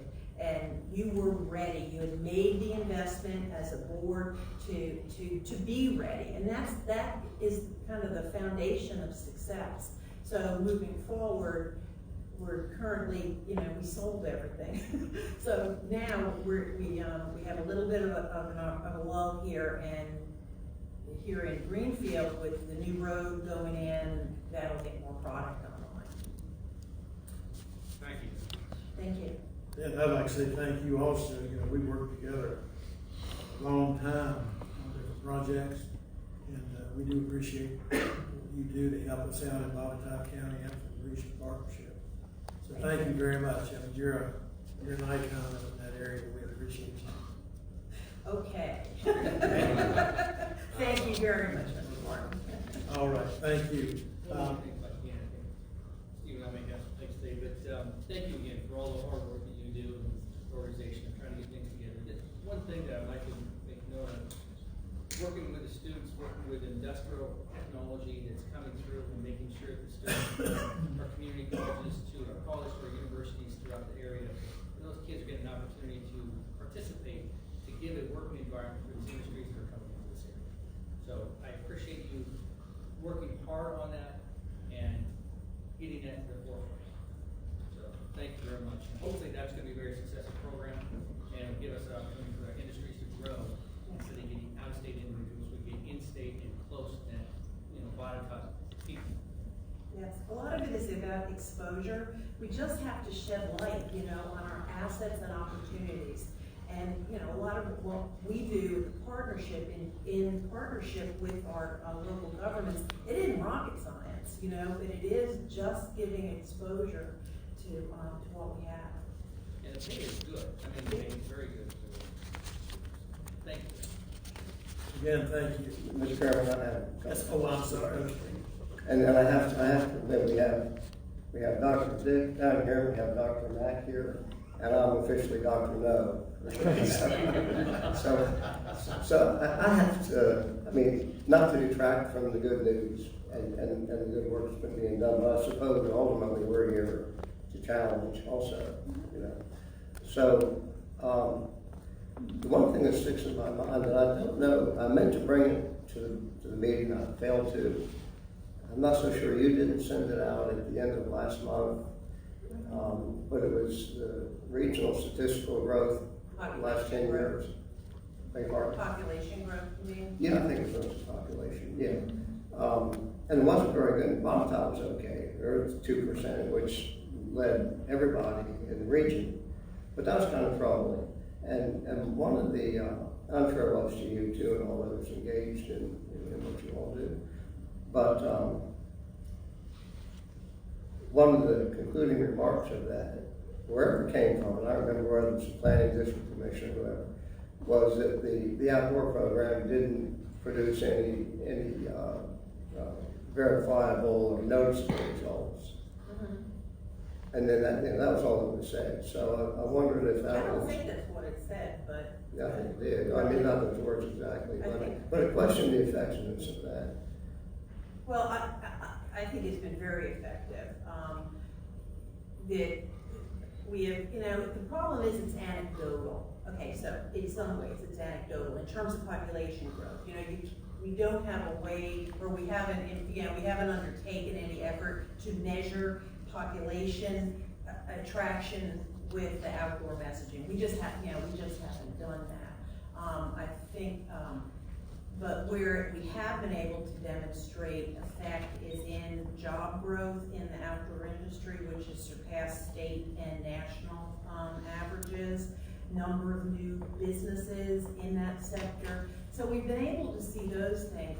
Everything else is anecdotal. You know, the feedback we get from businesses where they're so pleased to be able to have a narrative to tell, to be able to talk about the region as something other than, well, the railroad used to be here. And so it's anecdotal. I think the conclusion out of the population growth information was that we need to continue that narrative because we have to have a story to tell in order to attract population. Particularly, so also with outdoors, it's a message that resonates with younger audiences. And so as we're trying to leverage this pipeline to the colleges and universities, that's a positive message that we can use aside from the job growth opportunity, Well, in a larger sense, we are, I would think each local government should be in a position to challenge and ask questions about how can we improve, and that's a question for you. What are we not doing? And by we, that's maybe you, it's maybe us, it's maybe the collective. Specific to Botetourt County? Ma'am? Specific to Botetourt County? No, I guess the region. Yeah, in the region, see now Botetourt I think has done a very good job on housing. You know, the housing study was embarked on, the housing study's been described to me as bankable, you know, so that it's been able to attract new housing to the region. That's a positive step that now I see other parts of the region saying, well, maybe we should do that too, you know, so that's an example, I think, of something that can contribute. You know, what I always say about economic development is it's not a silver bullet, it's spinning plates, you know, you've got all this stuff going on and you have to do so many, you know, tactically or philosophically, you have to have so many kind of irons in the fire, you know, whether it's business investment attraction, whether it's entrepreneurship, whether it's remote workers, or whether it's housing, or whether it's livability issues. There's so many different things that have to be addressed. That's not a solution for you, but it's a warning. Yeah. Well, are we still focusing on the industry sectors at all, or are we kind of like, you know, it happened at one time or another? Well, that's a very strong sector for us. Transportation related manufacturing is very strong. That's you know, as easy as any of this gets, that's an easy sell. Food and beverage is another one, largely because of a lot of our natural resources, and also because of the community message. So for example, The two announcements this so far in 2020. One was a company called Traditional Medicinals. They're the leading organic wellness tea company in North America. They weren't going to go just anywhere for an East Coast facility. They're headquartered in California. They needed somewhere that matched their corporate values, you know, or their corporate culture, their brand values. So that's, you know, the two places they came down to were Asheville and the Roanoke region, which we see, you know, a lot. So food and beverages is strong, particularly in the natural products area. Then, you know, as I said, we're the most economically diverse economy in Virginia. We have a lot of opportunity in a lot of different ways. I'm a believer in targets when they make a whole lot of sense. When you have the assets or the history that match that, and transportation-related manufacturing is a perfect example of that. I'm not a believer in targets that are trendy, like aeronautics. We're not going to compete in aeronautics, you know. So there's a lot of that. So that's what Beth, you know, just some of the news I just heard as far as pharmaceutical pills and things like that, where majority of those are made in China. Yeah, I heard that this week too. and what kind of scares me, the fact that we do not have, and that's 90% or above. I can't remember the exact number. If that's the case, why are we reaching more towards the pharmaceutical research and development side and trying to bring those individuals in? And have we had any interest in that setting? I would certainly like to bring those pill form making back in the United States. Right. Well, that's a strategy of the pharmaceutical company. So to change that around is going to require policy changes more so than, hey, let's go talk to them. So that's one challenge. I think that the work that's going on in the Fralin Biomedical Research Institute, while nascent, you know, it's just kind of starting to roll. That has potential, but it's developing, you know. And the way this works, you start relationships where there's kind of a research relationship, and then there's a testing relationship, and then, you know, it develops on up until it would turn into large-scale manufacturing. There's some industry underpinnings to that industry. Like, you make a really good point about where we are, I think, as a nation in that sector in particular. Just one final thought.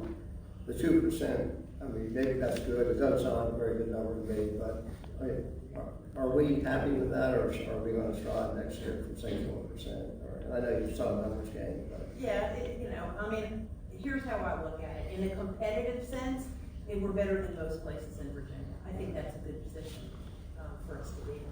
Yeah, a lot of the other places lost because of defense cutbacks, I guess. You know, so. Well, I don't know that all those places have significant defense, you know, and I don't, you know, Northern Virginia seems to be doing really well and has diversified beyond just defense significantly. But I look at it in a competitive, you know, sense. So we'll see probably the next round of GDP numbers or GMP, gross metropolitan product numbers, will be much higher. And they've been on a little bit, they've been on an upward trajectory, but we'll see that will that'll be really good next year. The next round that's released, because it reflects the job numbers. They impact that GMP number. Thank you. All right, thank you, Beth Dowdy. Thank you. Come back and visit again. They'll see you next year. Okay, thank you. Thank you all very much.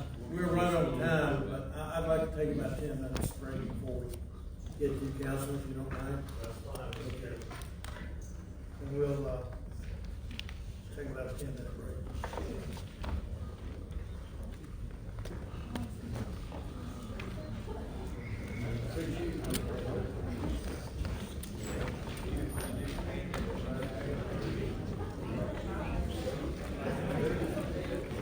Pardon me, kind sir.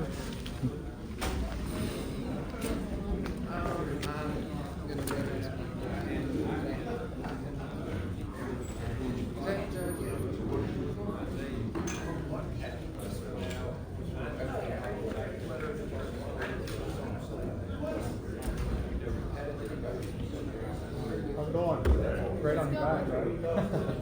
Right on your back.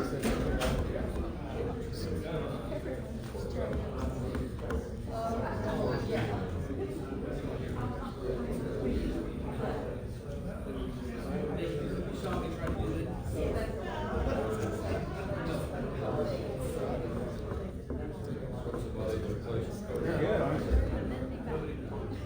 For now.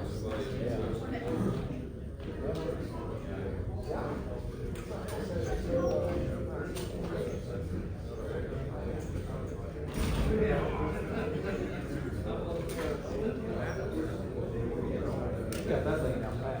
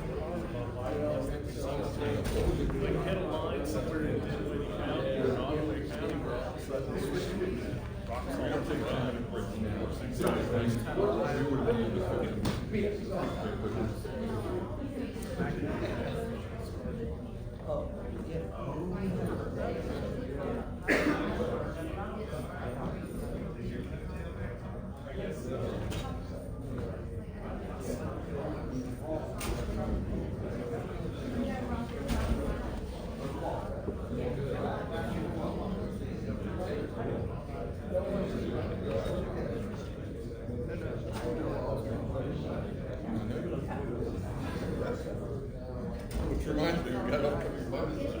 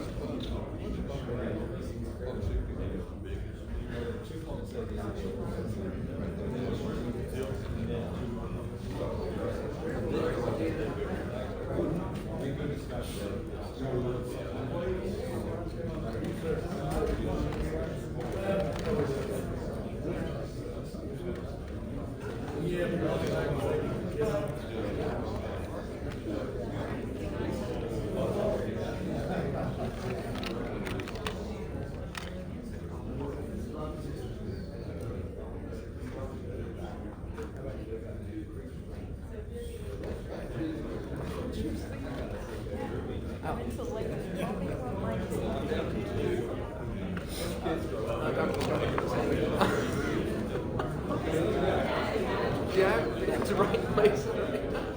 Hey, if you wait long enough, one of those trash cans.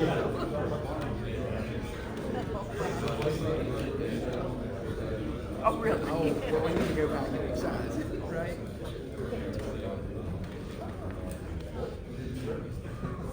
Well, I was gonna say, I mean, the type of makeup, of course.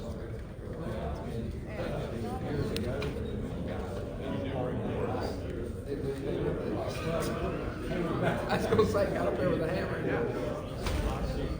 Well, let's see.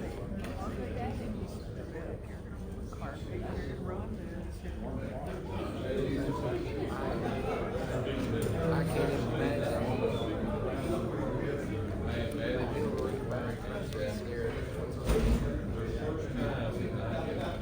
Well, you know, you've got sports parks over there. It's a rust. Water, but no. But I was gonna say, I can tell you the equation. There's an active water. Or three-phase. So one day, there's gonna be a big.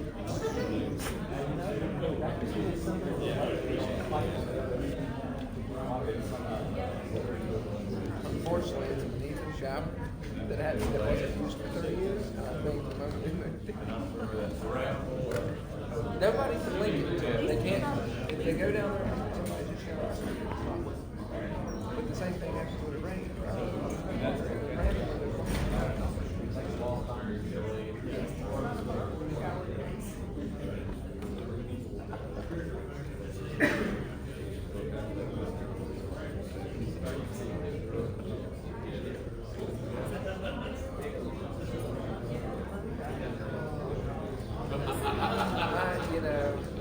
It's just life.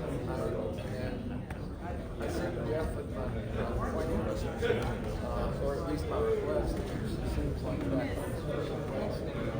Probably using this thing. I'm just so Jeff. I think I really appreciate the way they say recommended and let me know about it. Recommended we have to tell you. No, we don't tell you. It's something we mustard or plan.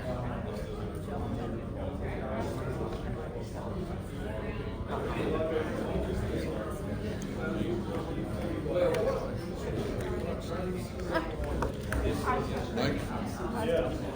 Billy saved us about 5 minutes because we had a 10-minute presentation, and if you did present, we would have needed a 15-minute review. I got some new guys. Which spot?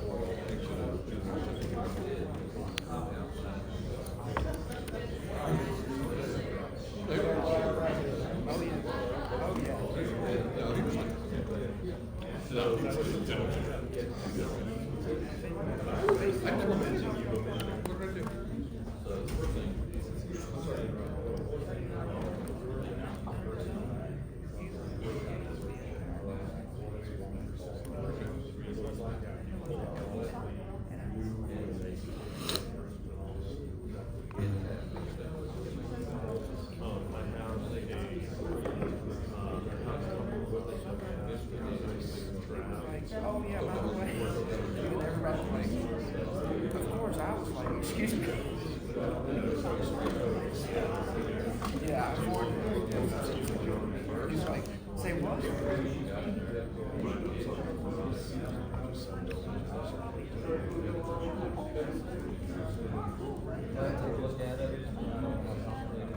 Yeah, all you can do is say this, right? Yeah. They gave it 3 of them. Now, I think a dabble here, a dabble here, there. I mean, you think we're not perfect, I guess. Or at least they would give it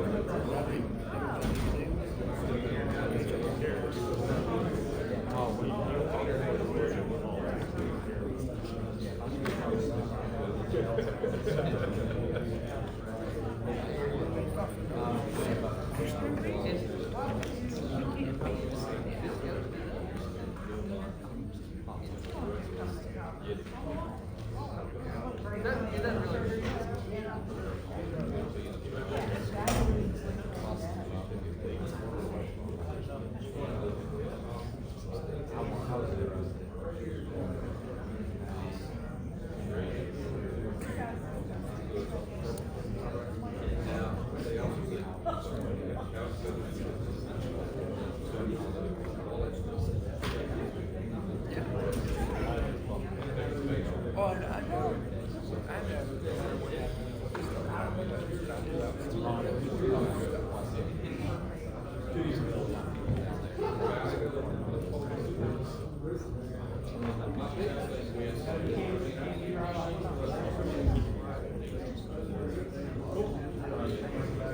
just wanted to let you make sure that you knew that I had fun leaving you behind, walking around and asking people to come practice water and such. I just had to grab my piece of paper.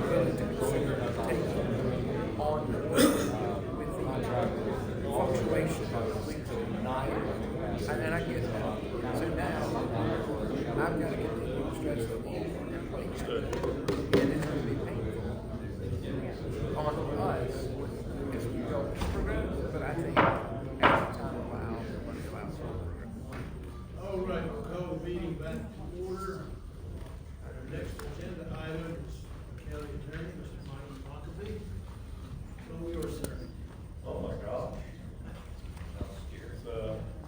I'll wait for the Honorable Mr. Clinton.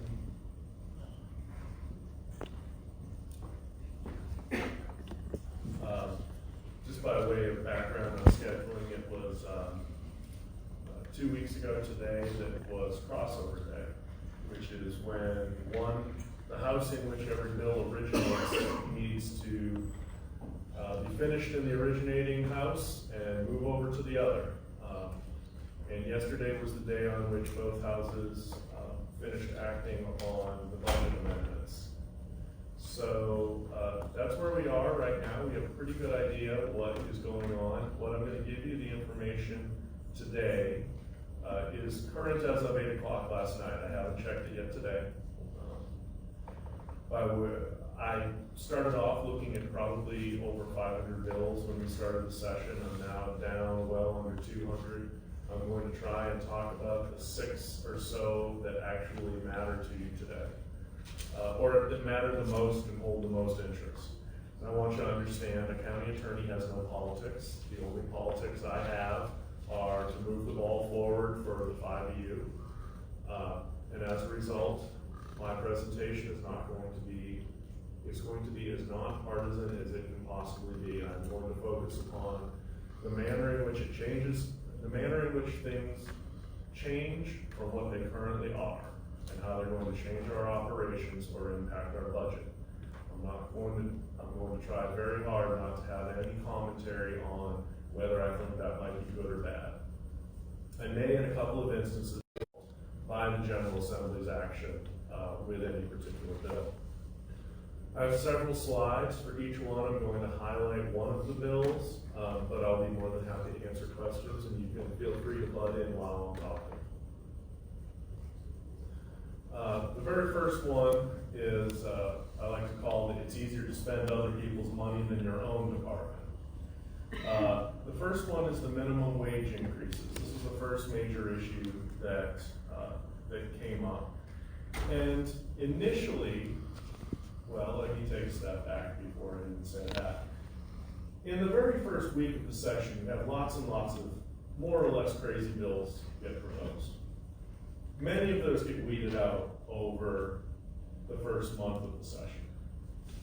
Those that, and as you go further and further in the session, an idea that sounds great when you're talking to when a particular delegate or senator is talking with 5 of their closest pals, that idea that sounds great, suddenly they have to think about maybe scaling that back a little bit and coming to a more reasonable, sane approach that's going to be saleable to the other 140 people in the General Assembly that they're going to need to convince at least a majority of in both houses in order to get there.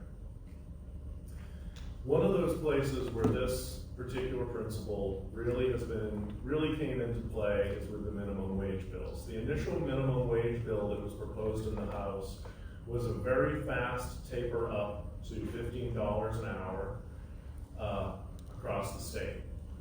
And a lot of people said, reasonably enough, that doesn't really make sense. First off, tapering up like that is going to cause a lot of businesses to have a lot of pain.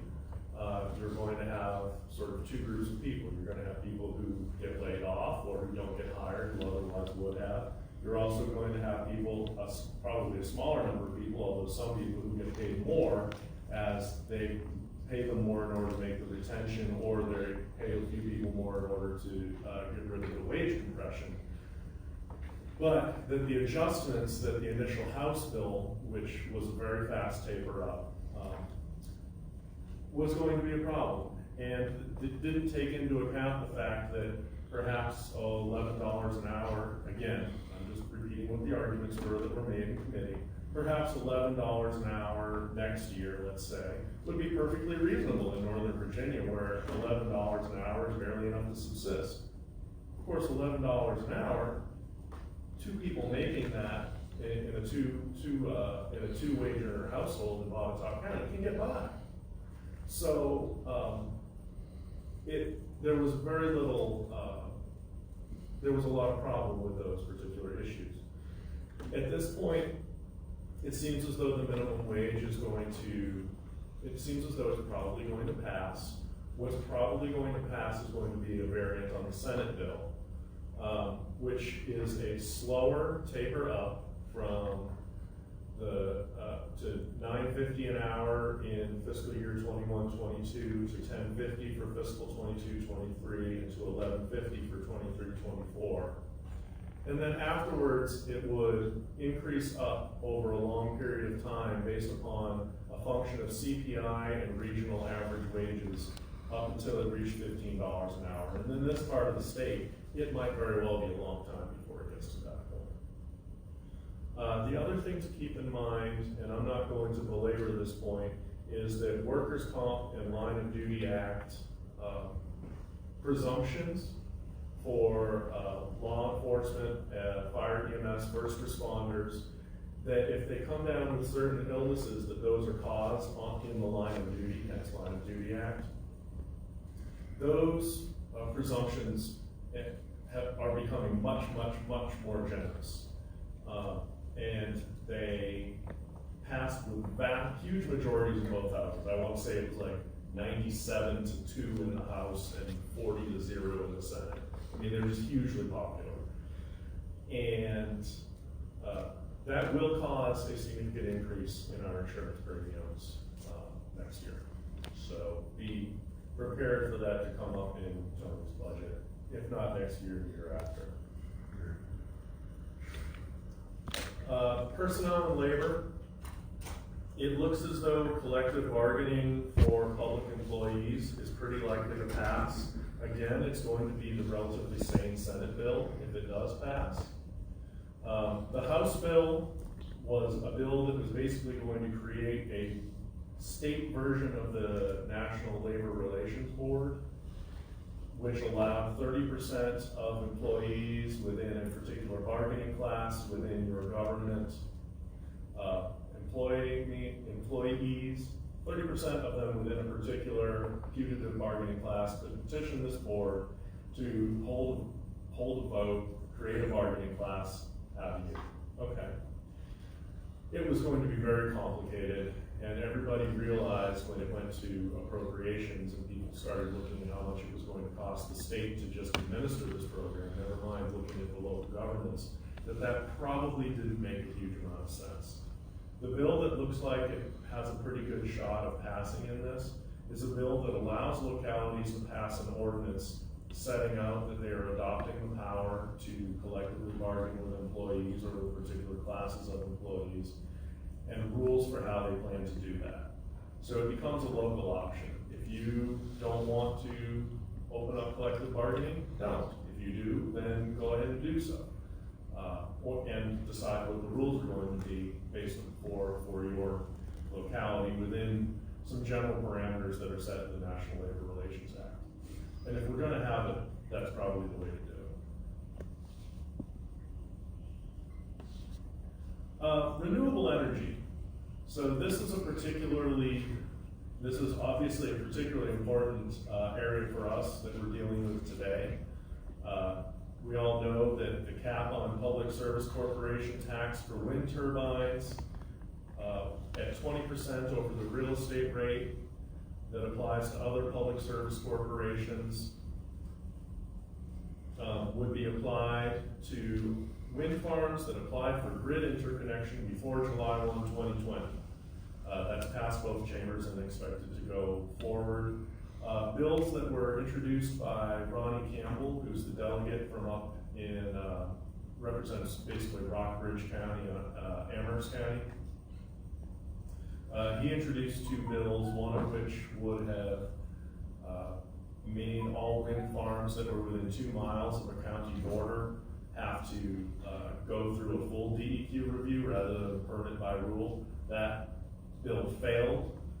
He also introduced a bill which would have prohibited mountaintop construction unless a locality adopted a ordinance that complied with DCR regulations. That bill got initially reported out of committee and then got killed in appropriations when appropriations realized that it was going to cost a bunch of money to develop that, for DCR to develop that model ordinance. So that died as well, but it actually seems to have a shot briefly. So in any event, there's been an interesting sparring between Mr. Austin and Mr. Campbell in terms of how wind farms should be treated from a regulatory standpoint. The other major renewable energy source, which has thus far been much more popular in Virginia, is solar. And there has been a problem in recent years with the fact that solar farms have an 80% tax exemption.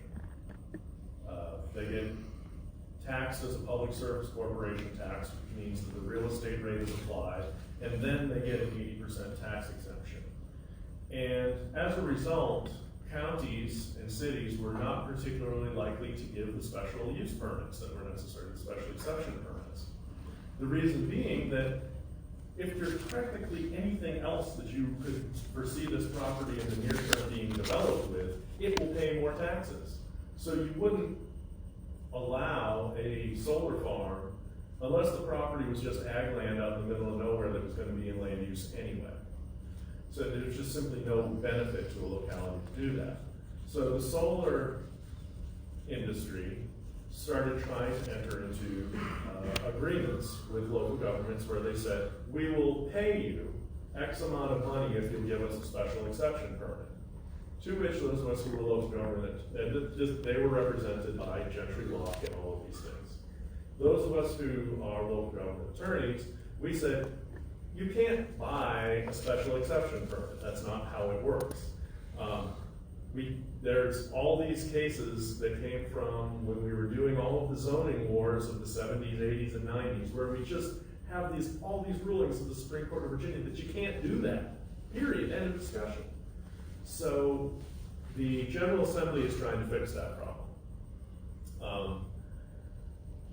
The 80% exemption is going to be tapered out until it goes out of, and after 2030, it's going to stop. It's going to stop existing, which tries to push solar companies to front load their investment into the decade of the 2020s. It also provides that cash payments can be tied to a special exception for a solar farm. That would be a new thing. So special exceptions usually can't include cash payments. This would be an exception that allows it to happen. And there would be circumstances in which localities could execute solar facility siting agreements, similar to the solid waste facility siting agreement that we have with County Waste for its transfer station in some federal opportunity zones. And I personally like that bill. That was an idea that I had suggested to VML and BACO that they push forward with. It initially had some juice, but at this point it's a slowly passing idea. Instead, we're going to reinvent the wheel and see how it works. When we had a system with solid waste that worked, I thought more or less just fine.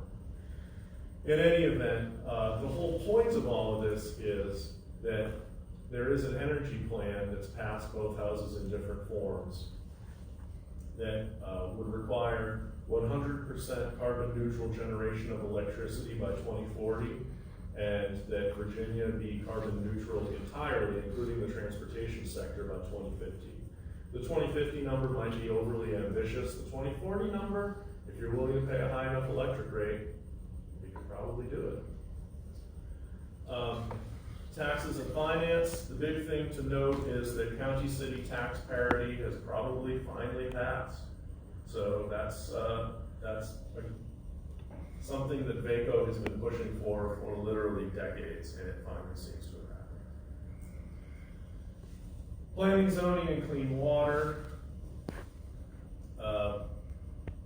Local government employees can issue criminal summonses. That's going to be something that's added this year, so the zoning administrator could issue a criminal summons. Although I believe we've switched over largely to civil penalties anyway, but criminal summonses would now be something that county staff could issue as well as sheriff's deputies. Also, subdivision plats where property is conveyed to the locality would be valid indefinitely. For those of you that remember, back in the day, a subdivision plat or site plan that was never built would go out of, would become stale in 5 years. It would need to be resubmitted and renewed. In 2010, I believe it was, the General Assembly grandfathered all then existing site plans and subdivision plats, so they've continued to be valid ever since then. We got in, it might have been before that. It might have been 04 or 06. It was a long time ago. Almost as long as I've been practicing it, and I'm no longer young. So they've been doing that. So the home builders promised 2 years ago that they were not going to ask again for those subdivision plats to be extended. And they kept their word, but they also put in this bill which passed. The subdivision plats where property is conveyed to the locality would be valid indefinitely unless vacated by the Board of Supervisors. And of course, why would you ever do a subdivision plat if you weren't going to convey an easement or a road to the locality at some point somewhere? So they basically got what they wanted at the end of the day and kept their promise. And I actually have to give the home builders lobbyist credit for having been very shrewd. He's actually a nice guy.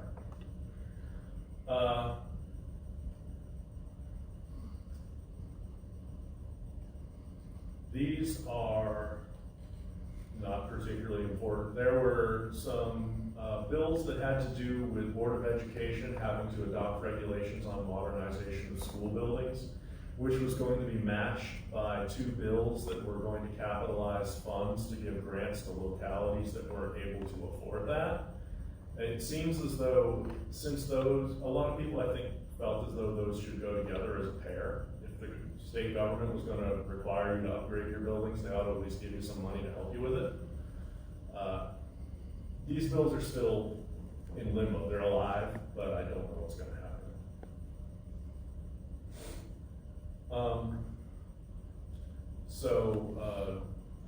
The chair of the board will now have the discretion to decide whether to be chair, chairperson, chair at large if it's an at-large position, chairwoman, be open for you, Mr. Martin.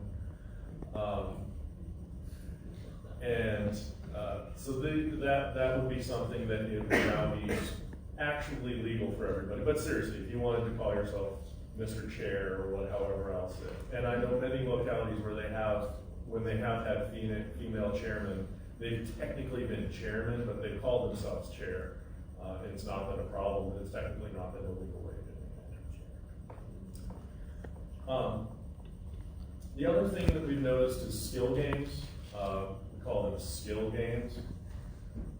They look basically like slot machines, very similar to slot machines that you see in convenience stores.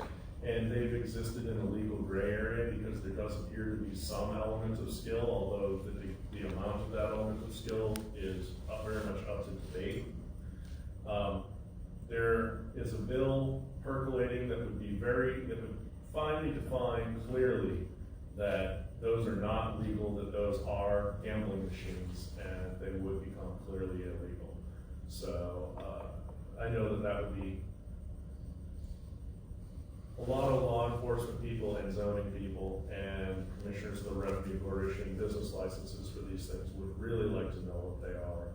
Doesn't matter what they are, you just want to know whether you're issuing a business license to a legal business or not. A couple of highlights from the budget bill: $70 billion state budget, including committed funds. I think it was 42 or 43 billion general fund budget, $70 billion including all the extra funds. Raises for constitutional officer employees were initially in play. They no longer are. The funding for school capital improvement initiatives is still a strong possibility. Body will be funded at a high level. Again, most likely both houses have recommended $35 million for each year of the biennium. And although interestingly they have, there's also a language requirement body that would up the requirement for upfront capital by the private partner. So that's interesting. Apparently they've seen too many applications in which the private partner wanted to be the last one in. So there you go. If you have questions, I know I've covered I think 1,700 bills in the House and 1,200 bills in the Senate in probably about 15 minutes. So, and I've stayed away from stuff that is not directly impactful to local government.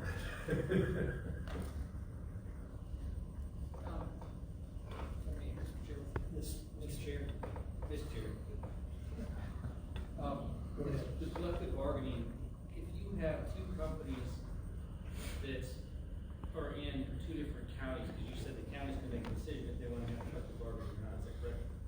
The county itself, whether it wants to collectively bargain. So it's not about you forcing businesses in your locality, it's about you doing it. So we could say, pass an ordinance that says, we're going to collectively bargain with administration employees. So Mr. LaRue, Mr. Mormon, Mr. Cirillo, we're a bargaining class now. You could do that. So it's not as though you would be forcing businesses in your locality to do it, but yeah, you could choose to do it yourself. Whereas previously, there was actually a big case from 1977 when the Arlington County schools wanted to collectively bargain with the teachers, and the Attorney General sued the school division, saying that they didn't have the power to do that. The Supreme Court of Virginia said, you don't have the power to do that unless the General Assembly specifically delegates to you that power. So this would be that specific delegation of the power to assume the power by ordinance. So, you know how Delaware works. We've done it. The tax parity, that would give equal taxing authority to counties and cities, right? Yes, sir. That's it, period. That's it. What about towns? Yes. Are they affected? They are not.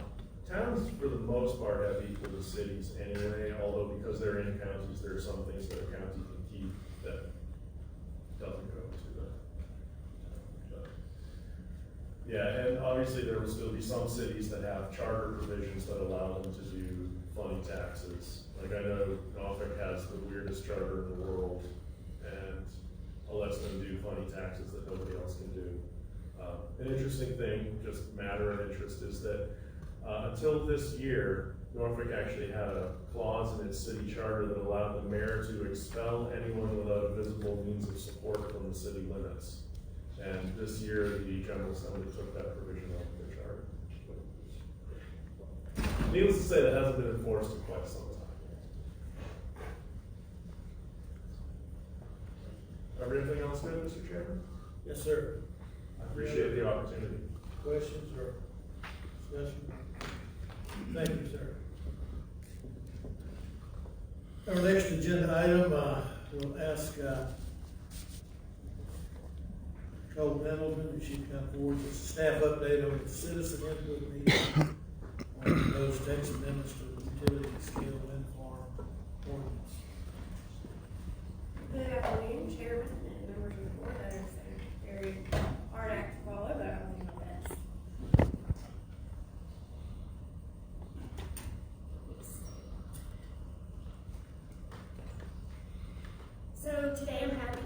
to you the results of the community meeting that was held earlier this month, as well as the results of the community survey that was available online over the last few weeks.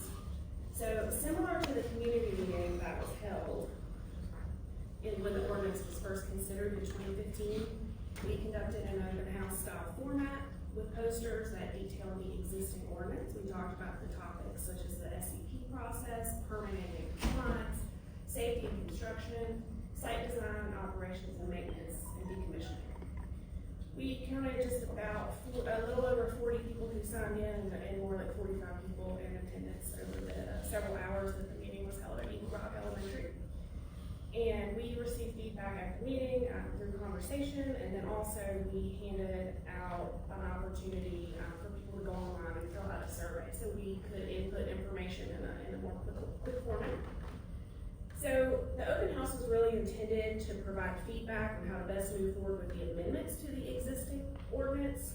So that's why we went the survey route and trying to incorporate all those comments. So we had, as of yesterday, 95 responses to the survey. About 2 more people took it over the last 24 hours.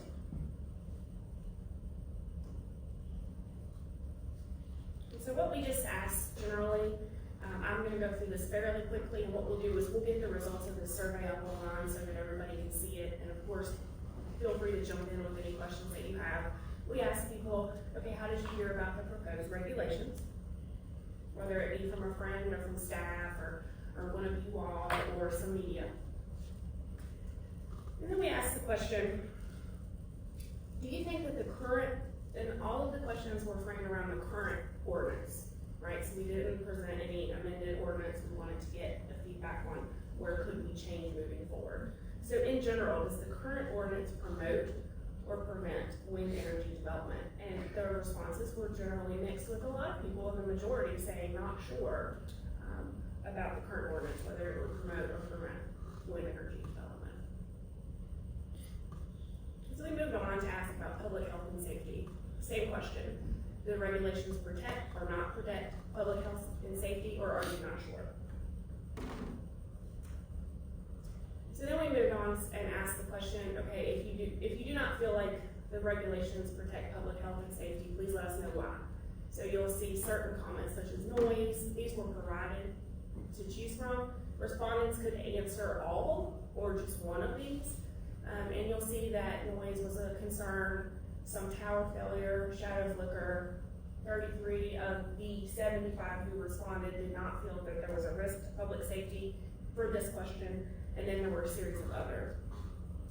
So in attempting to go through some of the other public safety concerns, I was able to really try to sort them.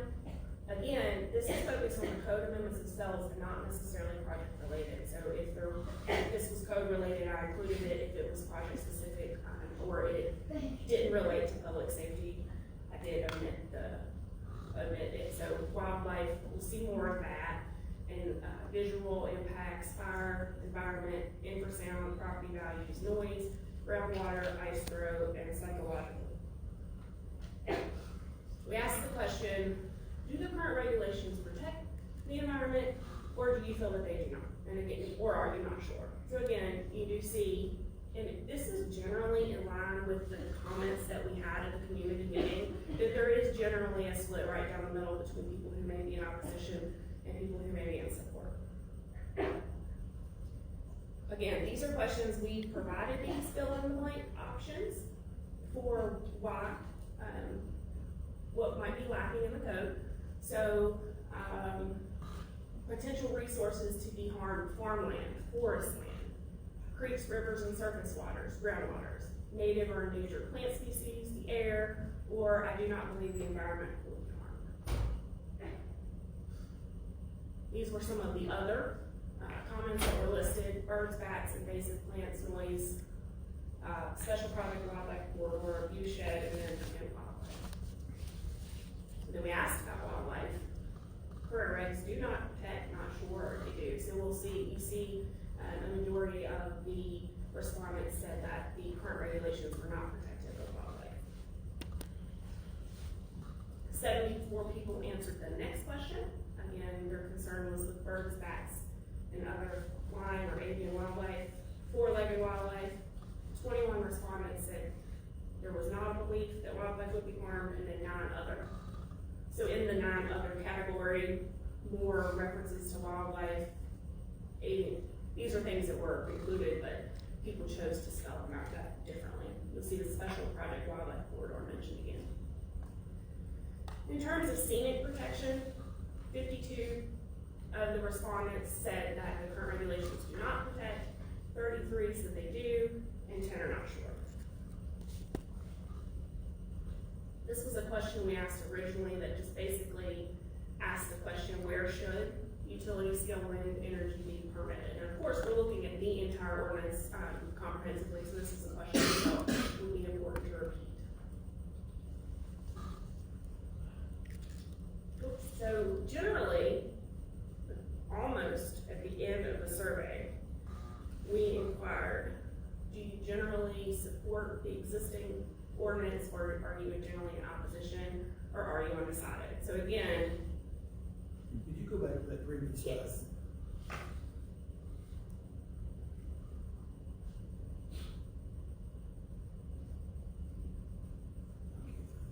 Any questions on that? No, I just wanted to make sure I saw it. Sorry, I didn't go through that. So again, you'll see a general split in terms of those who are decided about the existing regulations, that 41 people that responded generally supported the existing regulations, and 40 generally were in opposition for one reason or another. So then we asked, if you're not supportive, what section of the regulations do you believe should be amended? Now, just under half of the respondents answered this question, 49 did not.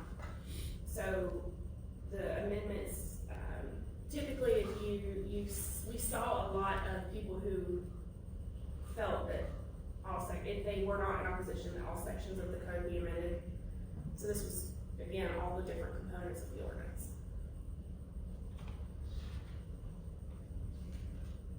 We also asked them to identify what was missing from that list.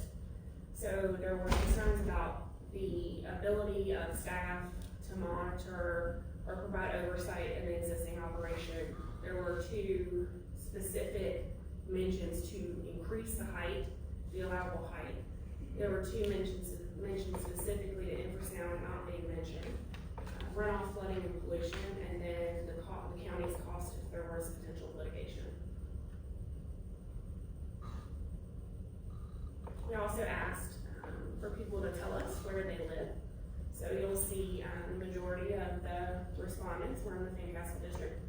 And then we have 20 people who did not live in Botetourt, 17 in the Buchanan District, 12 in Amsterdam, 11 in Valley, and 2 in the Blue Ridge District.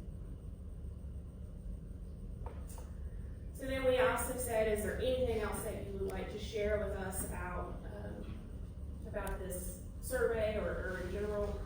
And so I just quickly online did a word cloud to see what stood out. And I wanted to kind of sort through the comments and really hit some of the major things that we heard, and that was how to address property values, how to address disposal of the materials at the project's end of life.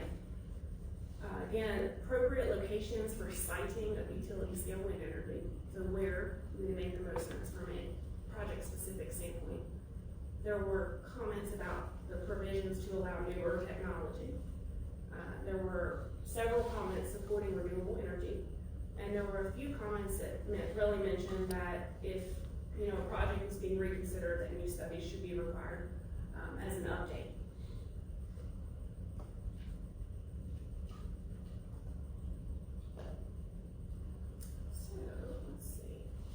Wanted to also let you know that I went through the file, and it is kind of hard to separate the comments related specifically to the ordinance process with those that might be more project specific.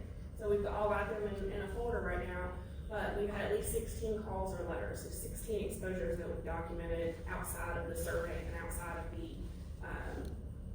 the community meeting. 9 were supportive of the of either the amendments or a project, the apex project. There were 13 in opposition, project-specific versus the amendments. We also have at least two series of ordinance amendment suggestions. So I have at least one completely marked up and edited set of amendments to go through and consider. So I think you heard mention of that earlier. Those would be forwarded as public comments when the text amendment process moves forward. So speaking of the process moving forward, we just wanted to give you an update about where we are as staff and help answer any questions. So we are looking at a tour. We're looking to find something hopefully we can drive to, but we want to see newer technology. We'd like to be able to show you all some taller turbines, hopefully in a similar environment that would be, in a mountain area potentially. So as of this afternoon, we've consulted with JMU, with the Southeast Wind Coalition, with the WIA, and are working to try to see how we might be able to get on site. So not all of those projects are open to the public, right? So we're looking at seeing if there are connections that we can make so that we can actually do an on-site tour, so we can really experience that in a similar manner than the previous one. One of those is in Bringer Hill, Pennsylvania, and it's, even though it's in Pennsylvania, it's operated by the New Jersey Resource Clean Energy Ventures. And it's within an hour's drive of another project called Criterion, and it's on Backbone Mountain. It's east of Oakland, Maryland, near Cumberland. So I've got information on those if you're interested. Now, the text amendments have not been slated for public hearing. We're still gathering information. We're still working through those changes. So I just want to make sure they will not go in March, because we couldn't, the ads are already run for that March public hearing, but we haven't put them on that agenda yet because we're not ready to do that. So we're just continuing to look at feedback and comments and getting information from field experts on that. And let's see, in terms of the consultant review, I wanted to let you know that, so we had one respondent to the RFP that we put out, and that was the Antares group. We reached out to them and we asked again, wanted to be really sure that certain components of the consultant review would incorporate the financial feasibility of a project, noise, specifically in infrasound, property values, environmental impacts, decommissioning plan, and the mechanical abilities of a project. So again, that would be for the SCP. I did hear back from Heidi. She is the project manager we worked with last time. She responded that she spoke with their principal, and they are comfortable with the scope and the budget that they presented previously, that they could cover the topics. And they do have an hourly rate and total estimated hours with a proposal for an estimate of $21,000 for the review of the application. Just wanted to let you all know that they can tweak any areas of particular emphasis to meet staff's needs, the board's needs, any interest that there might be. So, with that, I'll conclude, and I'm happy to entertain any questions. Thank you. Looks like you had a pretty good turnout. Any questions or comments from the members of the board? If I may, Mr. Chairman, Nicole, what did you learn that may need to be added to the third-party review? Did you learn anything from your community meeting down there and the responses that you got? I think being thorough on all aspects is important. And again, understanding how the changes in technology are impacting the project and what that looks like. And as far as best practices in the industry are concerned, it is helpful to know what's changed over time. So you think the list you have now is pretty comprehensive, complete? I think that and the consultants are more than happy to, any avenue, they said however small, however big, they're happy to put time and effort. They've done this, all over the country. They have international experience as well, and so if they can't do it, they'll find something that could. Thank you. Mr. Chairman, if I may, I want you to stay right there, but I'd like to have Mr. Johnson come down here for just a second to have a question.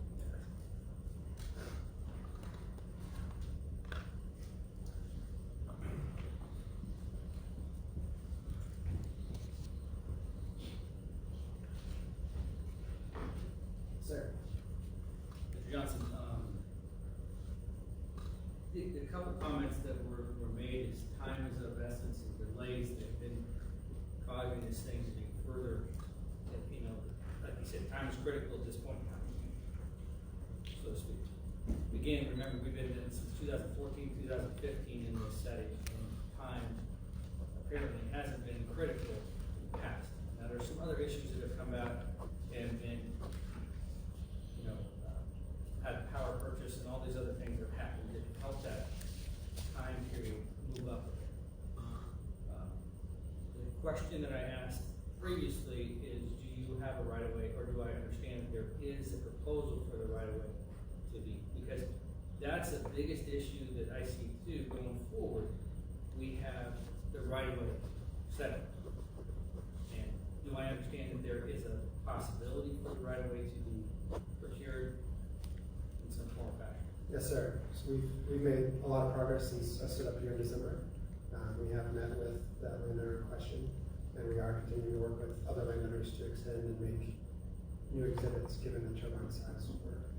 And everything's been very favorable. There's certainly a path forward. Yes, sir.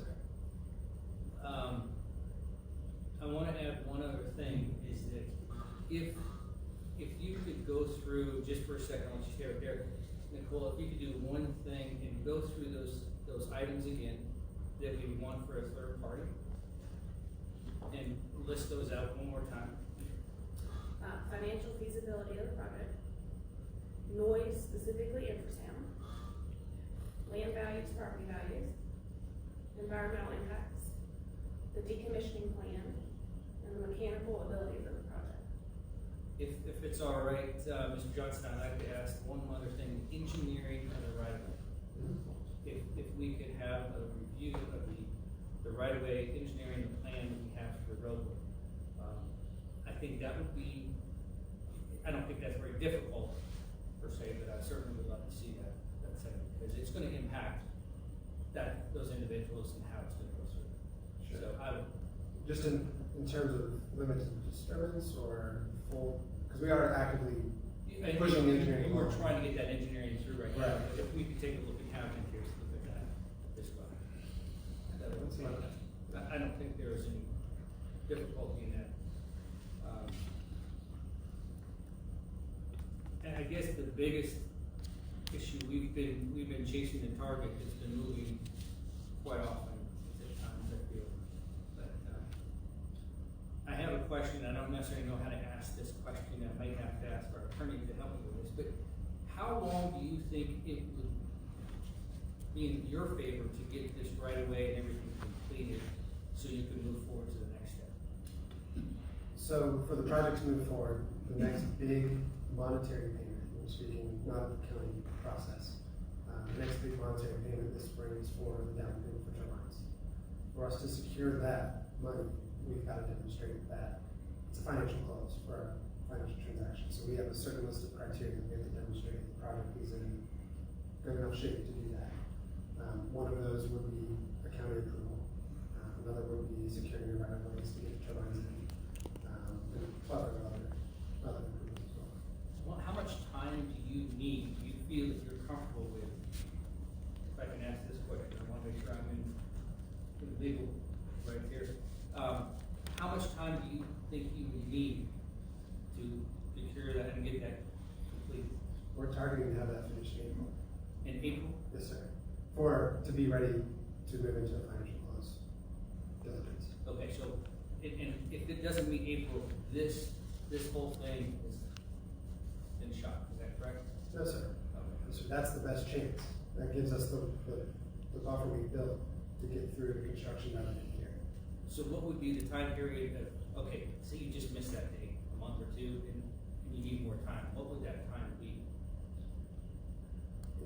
And what I'm asking for is how long, I'm sorry to say this, that we've been at this for several years.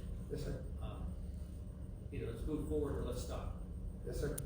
And I want to make sure that we give you enough time to complete those issues. If that makes sense, I hope it does. Sure. I know you have been going through a lot of turmoil, a lot of citizens as well, but Fraley's have had this, it's been going on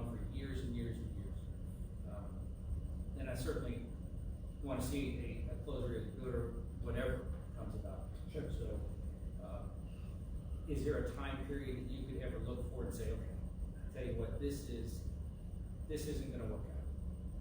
What would that be? Is that a fair question to ask? Sure, it's a difficult question. Yeah, One that's not my call ultimately, as a project manager, but I would say that, you know, we are confident that if we were to receive a county approval in the coming 2 months, we're confident that we can see this project to fruition. Any delay outside of that, you know, we were hoping to be in front of the county sooner than now with this application. Every delay is just collapsing your construction timeframe. And the industry works in yearly cycles. So for us to get a turbine deposit in, you know, that has to be done in a certain time of the spring to early summer. Otherwise, later in the year, if you start with another project, doesn't need turbines. So that's kind of the yearly cycle that we're trying to make. Investors and everything else. Sure, absolutely. Understood. Thank you for being honest, and I'm sorry to put you to the grindstone there. Sure. I don't mean to It's fine. put you under your bed. If I can, Mr. Chairman, you know, and if there's not any other questions, I would like to move as we go through this third party review under the circumstances in which, you know, Paul has asked, or has mentioned, the items that they'll be doing, reviewing, as well as, if I can, engineering. Are you putting that in motion? If I could have that in motion, that would be perfect. So we can get this thing moving forward. Ms. Fagan, did you get? Yes. Okay, do I hear a second? Second. Mr. Chairman, can I make a very quick recommendation? Can that be an authorization to the county administrator to execute that contract upon the zoning administrator's finding the application to be complete? And the reason why I say that is, I just want to make sure that makes 100% sense. The zoning administrator has not yet, as basically a favor to Mr. Johnson, not yet deemed this application complete.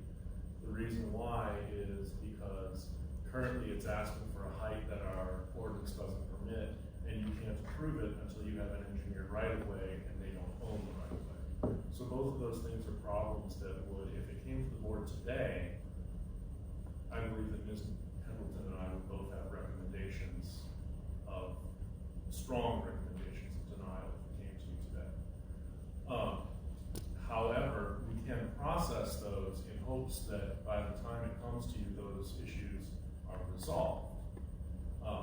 And it would be up to Ms. Pendleton to rule the application complete, and then from that point, it would be within 90 days from the next planning commission meeting, the planning commission would need to make a decision, and within 12 months from her deeming it complete, you would need to make a decision. So that starts a clock not just on you all to get your part done, that also starts a clock on Mr. Johnson to get his part done. So should we, vote the motion and make a recommendation to that? Amend the recommendations as he just mentioned, the county administrator. No, he cannot. Just authorize the county administrator to execute the contract upon the zoning administrators deeming the application complete and begin processing. And you still second that? Question by the contract, you mean, we only have one responsible bidder, is that right? So subject to terms and conditions. Subject to the agreement of the terms and conditions of the contract. You don't think we can get more? We submitted it to everyone who, we sent out specifically to everyone who submitted last time, and they were the only one that responded. We also posted it online, which was, in excess of, I think, the procurement rate, so. Did you tell me why that might be about that? Study.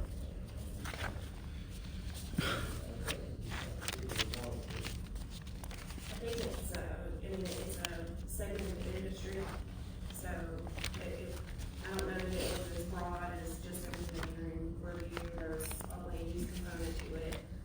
There's a lot of different moving parts to this that are, you know, multi-tiered and areas of expertise. So it may be just that they could not put a package of subs and contractors together. It's not the same fund as the person. It is. Oh, it is?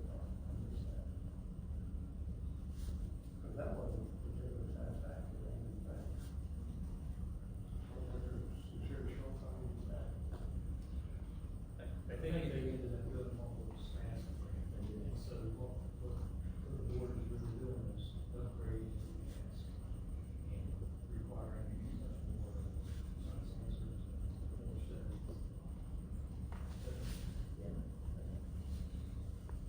All right, we do have a recommendation.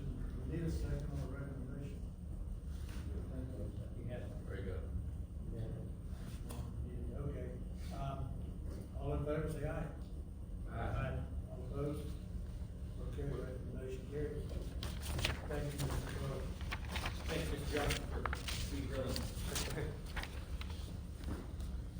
Okay, the next item, item 16, request for advertisement of a public hearing on proposed amendments to the sign ordinance for RPT Incorporated.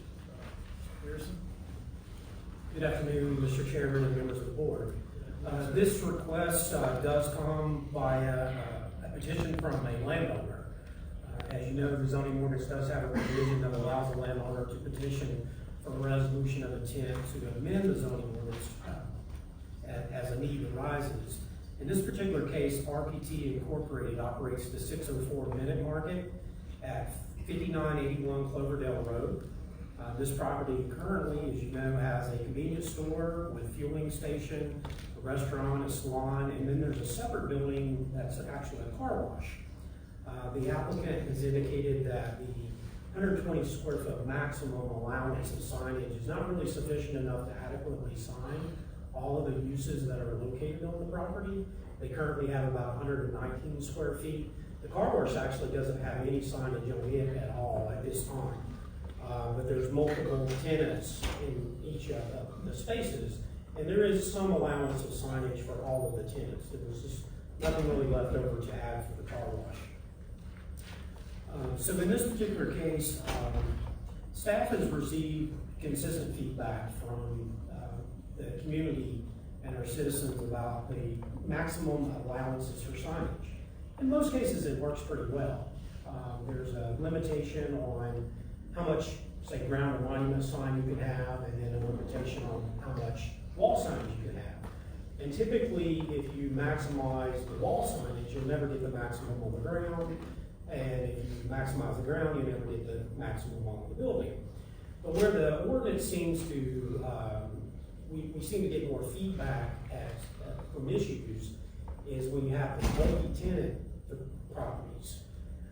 So we know that we're receiving those requests, that there's probably a need, or we recognize there be a need for maybe a comprehensive review of the sign ordinance and an evaluation of the code, and probably even through the stakeholders process.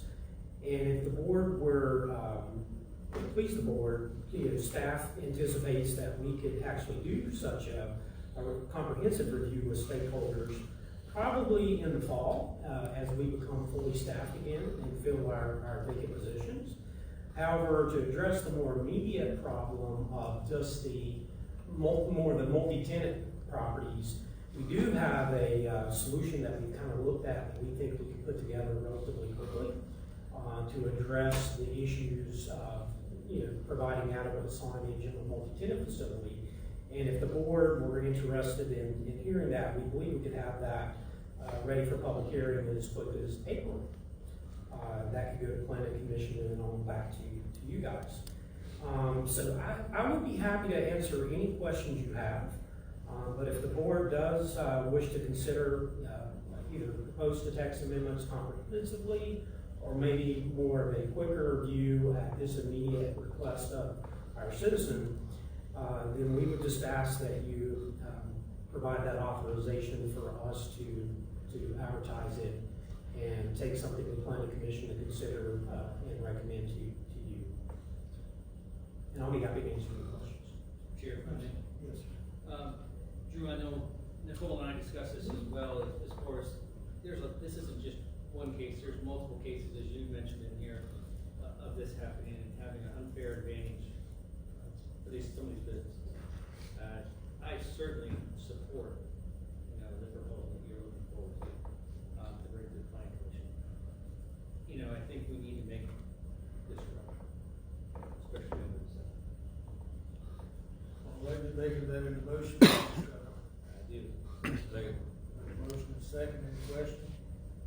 All in favor, say aye. Aye. All opposed? Motion carried. Thank you, thank you for working with them too. Yes, sir. I believe you're up again. Yes, Item sir. 17. So the next item on your agenda is a request to advertise for a planning commission public hearing to consider amendments to the Botetourt County Comprehensive Plan's future land use map, as well as the map involving water and sewer infrastructure. And this would be for parcels identified as 87-95 and 87-96.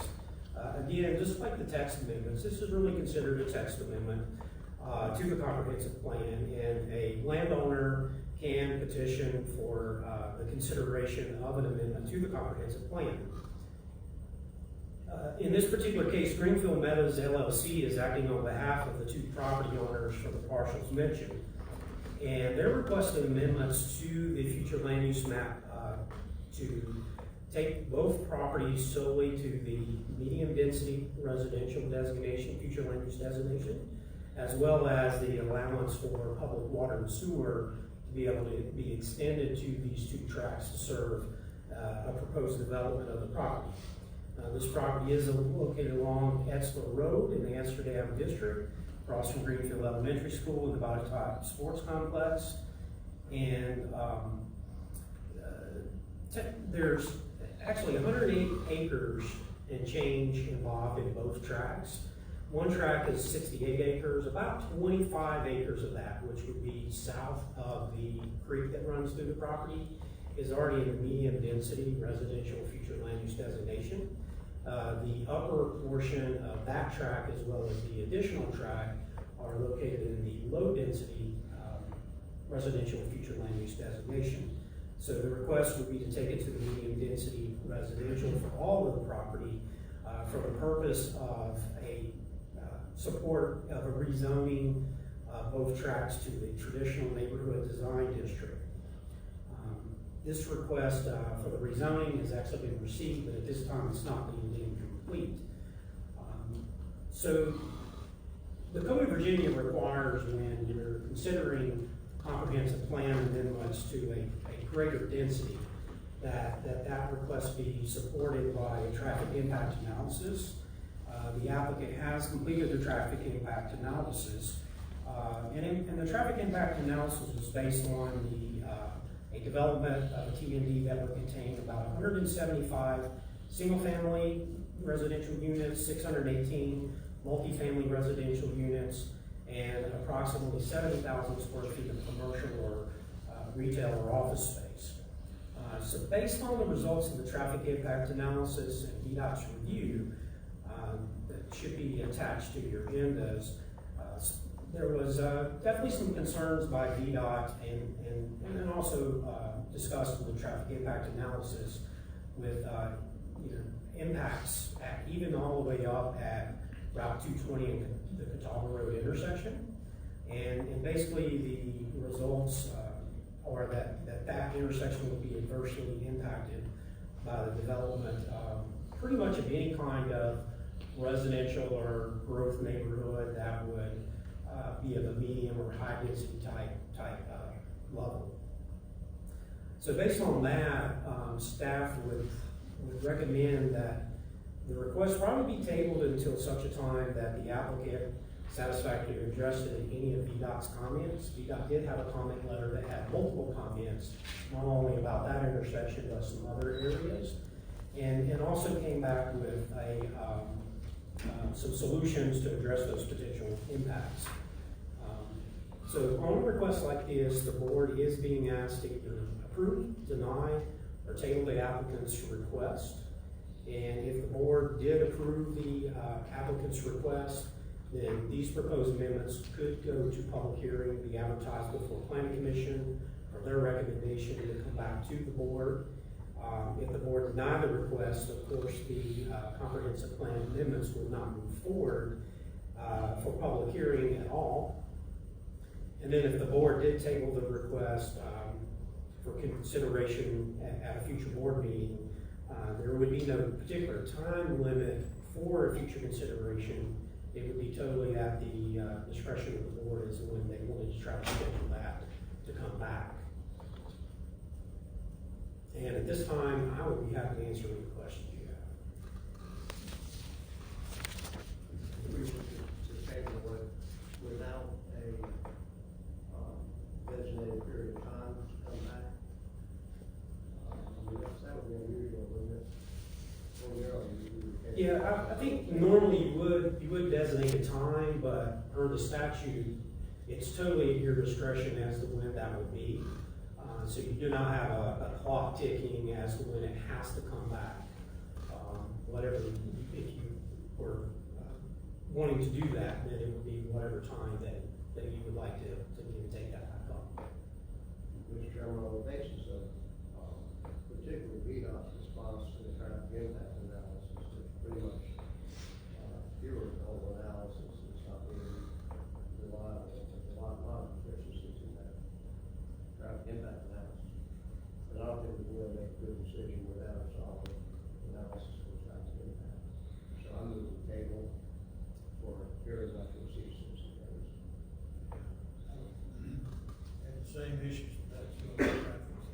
Appreciate you bringing that up. I'll second that. Okay. Any question on the motion? Did I hear 60 days? Yes. Okay. Any other question? All in favor, say aye. Aye. All opposed? Motion carried. Thank you, gentlemen. Leave.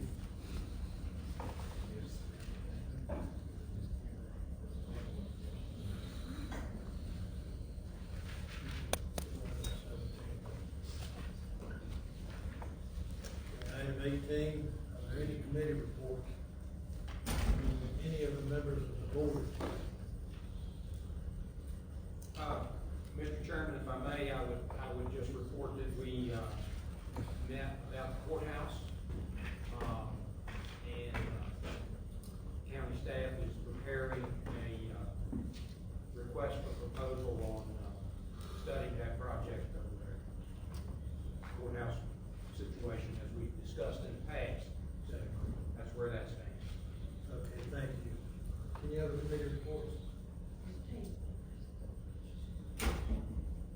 Okay, are there any board members that have any comments on anything?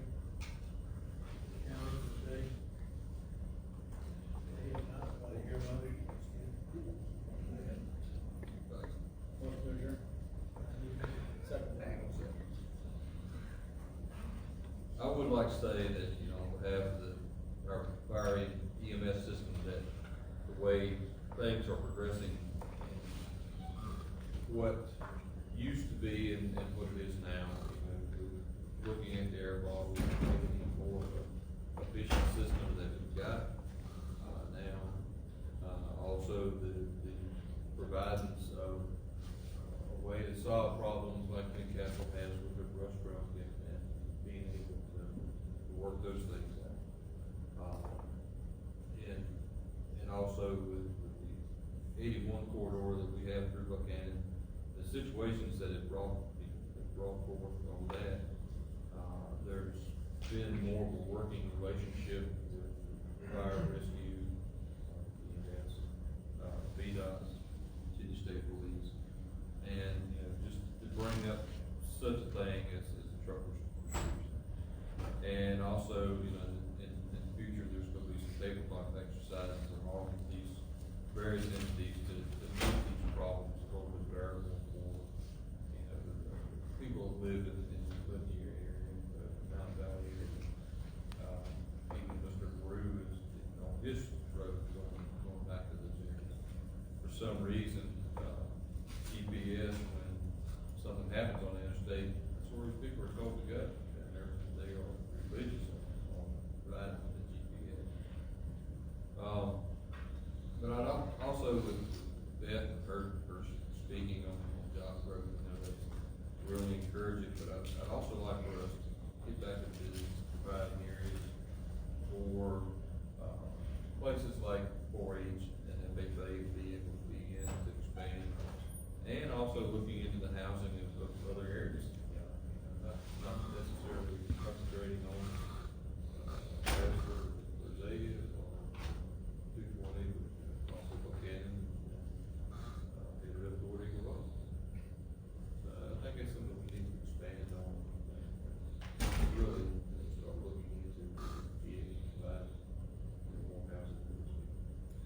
And they're having a lot of changes for the better with their fire EMS system in Botetourt County. And, we've got some good leadership there, made a lot of improvements. Anything else from any of the members of the board? If not, do I hear a motion to adjourn? So moved. Motion and a second. All in favor, say aye. Aye. Okay. Motion is adjourned, meeting is adjourned. Motion is adjourned.